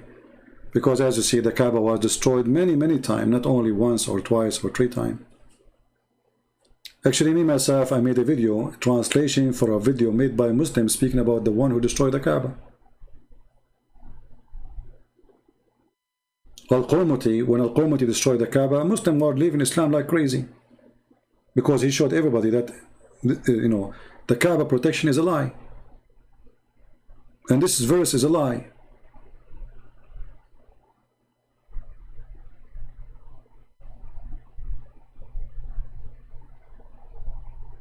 And how in the world even an army of elephant can come to Mecca?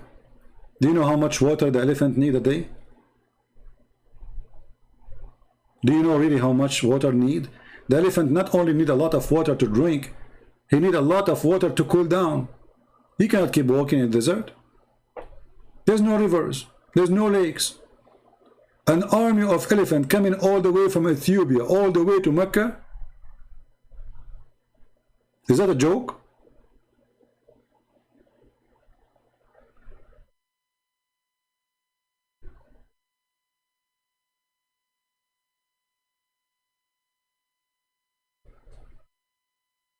Ali Muhammadan?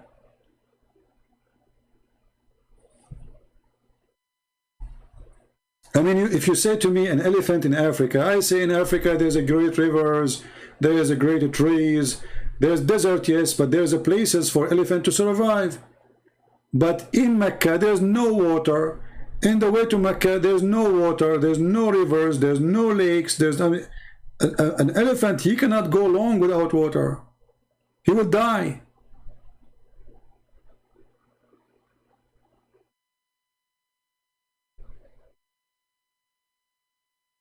He need a huge amount of water. He spray himself, not only to drink, he need to spray himself to cool himself down. He need to jump in the water. Otherwise he will die. So who in the world will believe such a fiction story? And hold on, as long Allah he protect the Kaaba by birds, why you need the F-16 from the American and the AWACS when Saddam Hussein he attacked Saudi Arabia? Why you need now the American to protect you from Iran? All what you need to do, put your missiles around the Kaaba and then Iran cannot shoot. Because Allah will protect it. Bring all your defense system, all your missiles, huh? And shoot from around the Kaaba. Iran shoot back, Allah will shoot it down. Why you are buying the American weapon like crazy?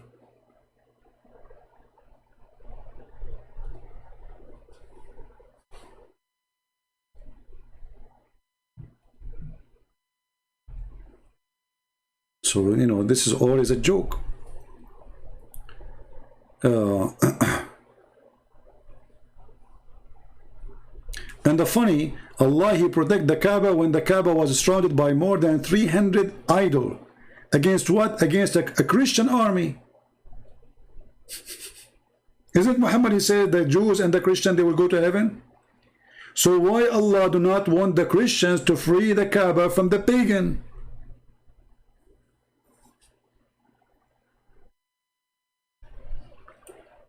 Do you see the stupidity? Allah is a pagan God.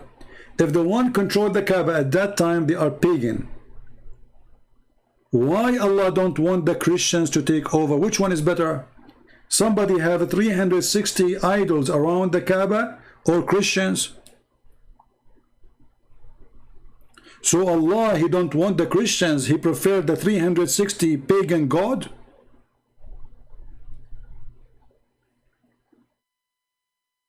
And why Allah protect the Kaaba when the pagan are around, but he don't protect the Kaaba when the Muslims only was there?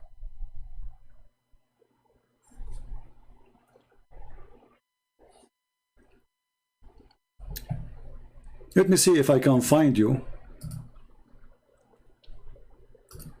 the video about the Kaaba being destroyed.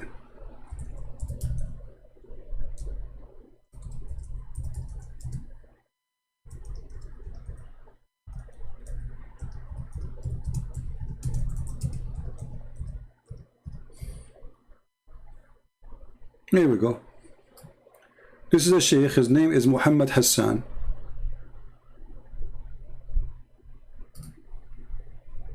Muhammad Hassan. Oops. Sorry. This is Muhammad Hassan. بأن الحجر الأسود قد سرق من الكعبة وأخذ، وظل الحجر الأسود بعيدا عن الكعبة 21 عاما أو يزيد. تقول إيه؟ الله يسامحك يا محمد، الكلام ده صحيح؟ جبته منين؟ اقرأ التاريخ. بقول لك انظر للتاريخ نظرة أعمق، ارجع للتاريخ انظر نظرة أشمل. الحجر الأسود انتزع من الكعبة. أيوة. مين ده؟ الخبيث المجرم أبو طاهر القرمطي الذي انتزع الحجر الأسود من بيت الرب العلي وذبح المسلمين في الطواف وهم يطوفون حول بيت الله جل وعلا. ذبحهم كما تذبح الخراف والأغنام، ذبحهم وهم يطوفون بملابس الإحرام، وانتزع الحجر الأسود. وخلي بالك بقى، شايف الفتنة، ظل يصرخ في الكعبة في صحن الطواف يقول: أين الطير الأبابيل؟ أين الحجارة من سجيل؟ يا خبر أبيض، ده تحدي واضح. بتقولوا لنا طير أبابيل نزلت على أبرهة الحبشي، وبتقولوا لنا حجارة من سجيل نزلت على أبرهة. فين الطير دي؟ أنا عاوز الطير، عاوز الحجارة. يا الله. See? The guy, he destroyed the Kaaba, he took the black stone, make it a poo stone, and he was screaming in the middle of the Kaaba, saying to Allah, where is your birds, you liar? Where's your birds?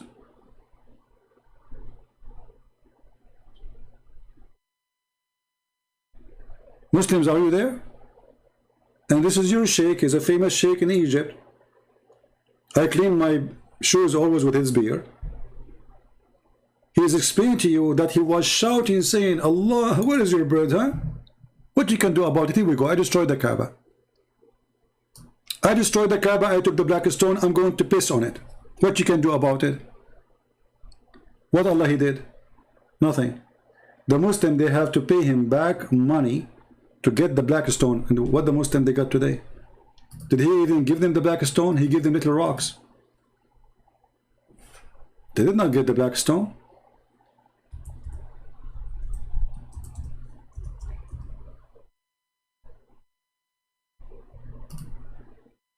They got little tiny rocks. This is what is left of the black stone. Look at this. All the brown you see is a wax. It is what? It's a wax. The only stone, or kind called a part of a stone, is those little tiny things, little rocks in the middle. You see it? There's no black stones, nothing left. So the story about the black stone sent by Allah is a joke.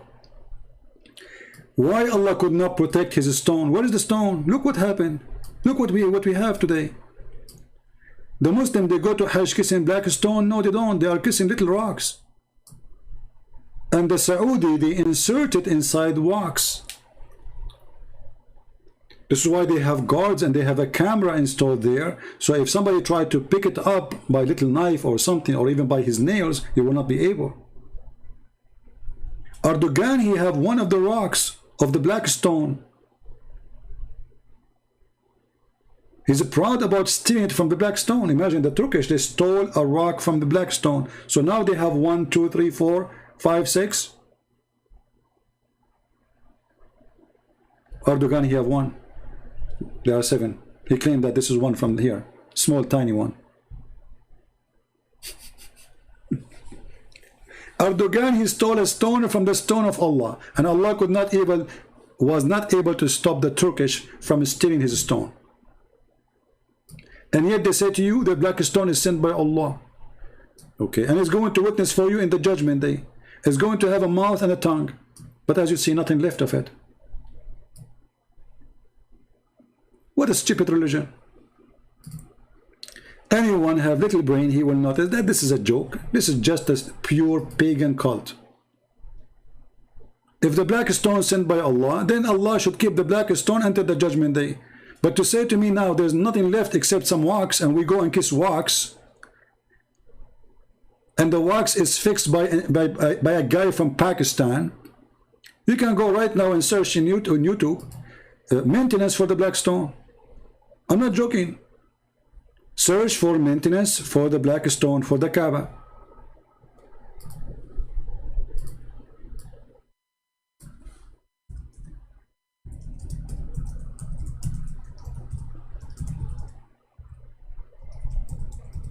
I will search. I'm typing in Arabic. It's okay. I type in Arabic by mistake, but Google understood me. Look, they are doing maintenance to the black stone. You see? Look. He have like a heated cable, and they are putting the wax. You see the wax is smoking inside the black stone.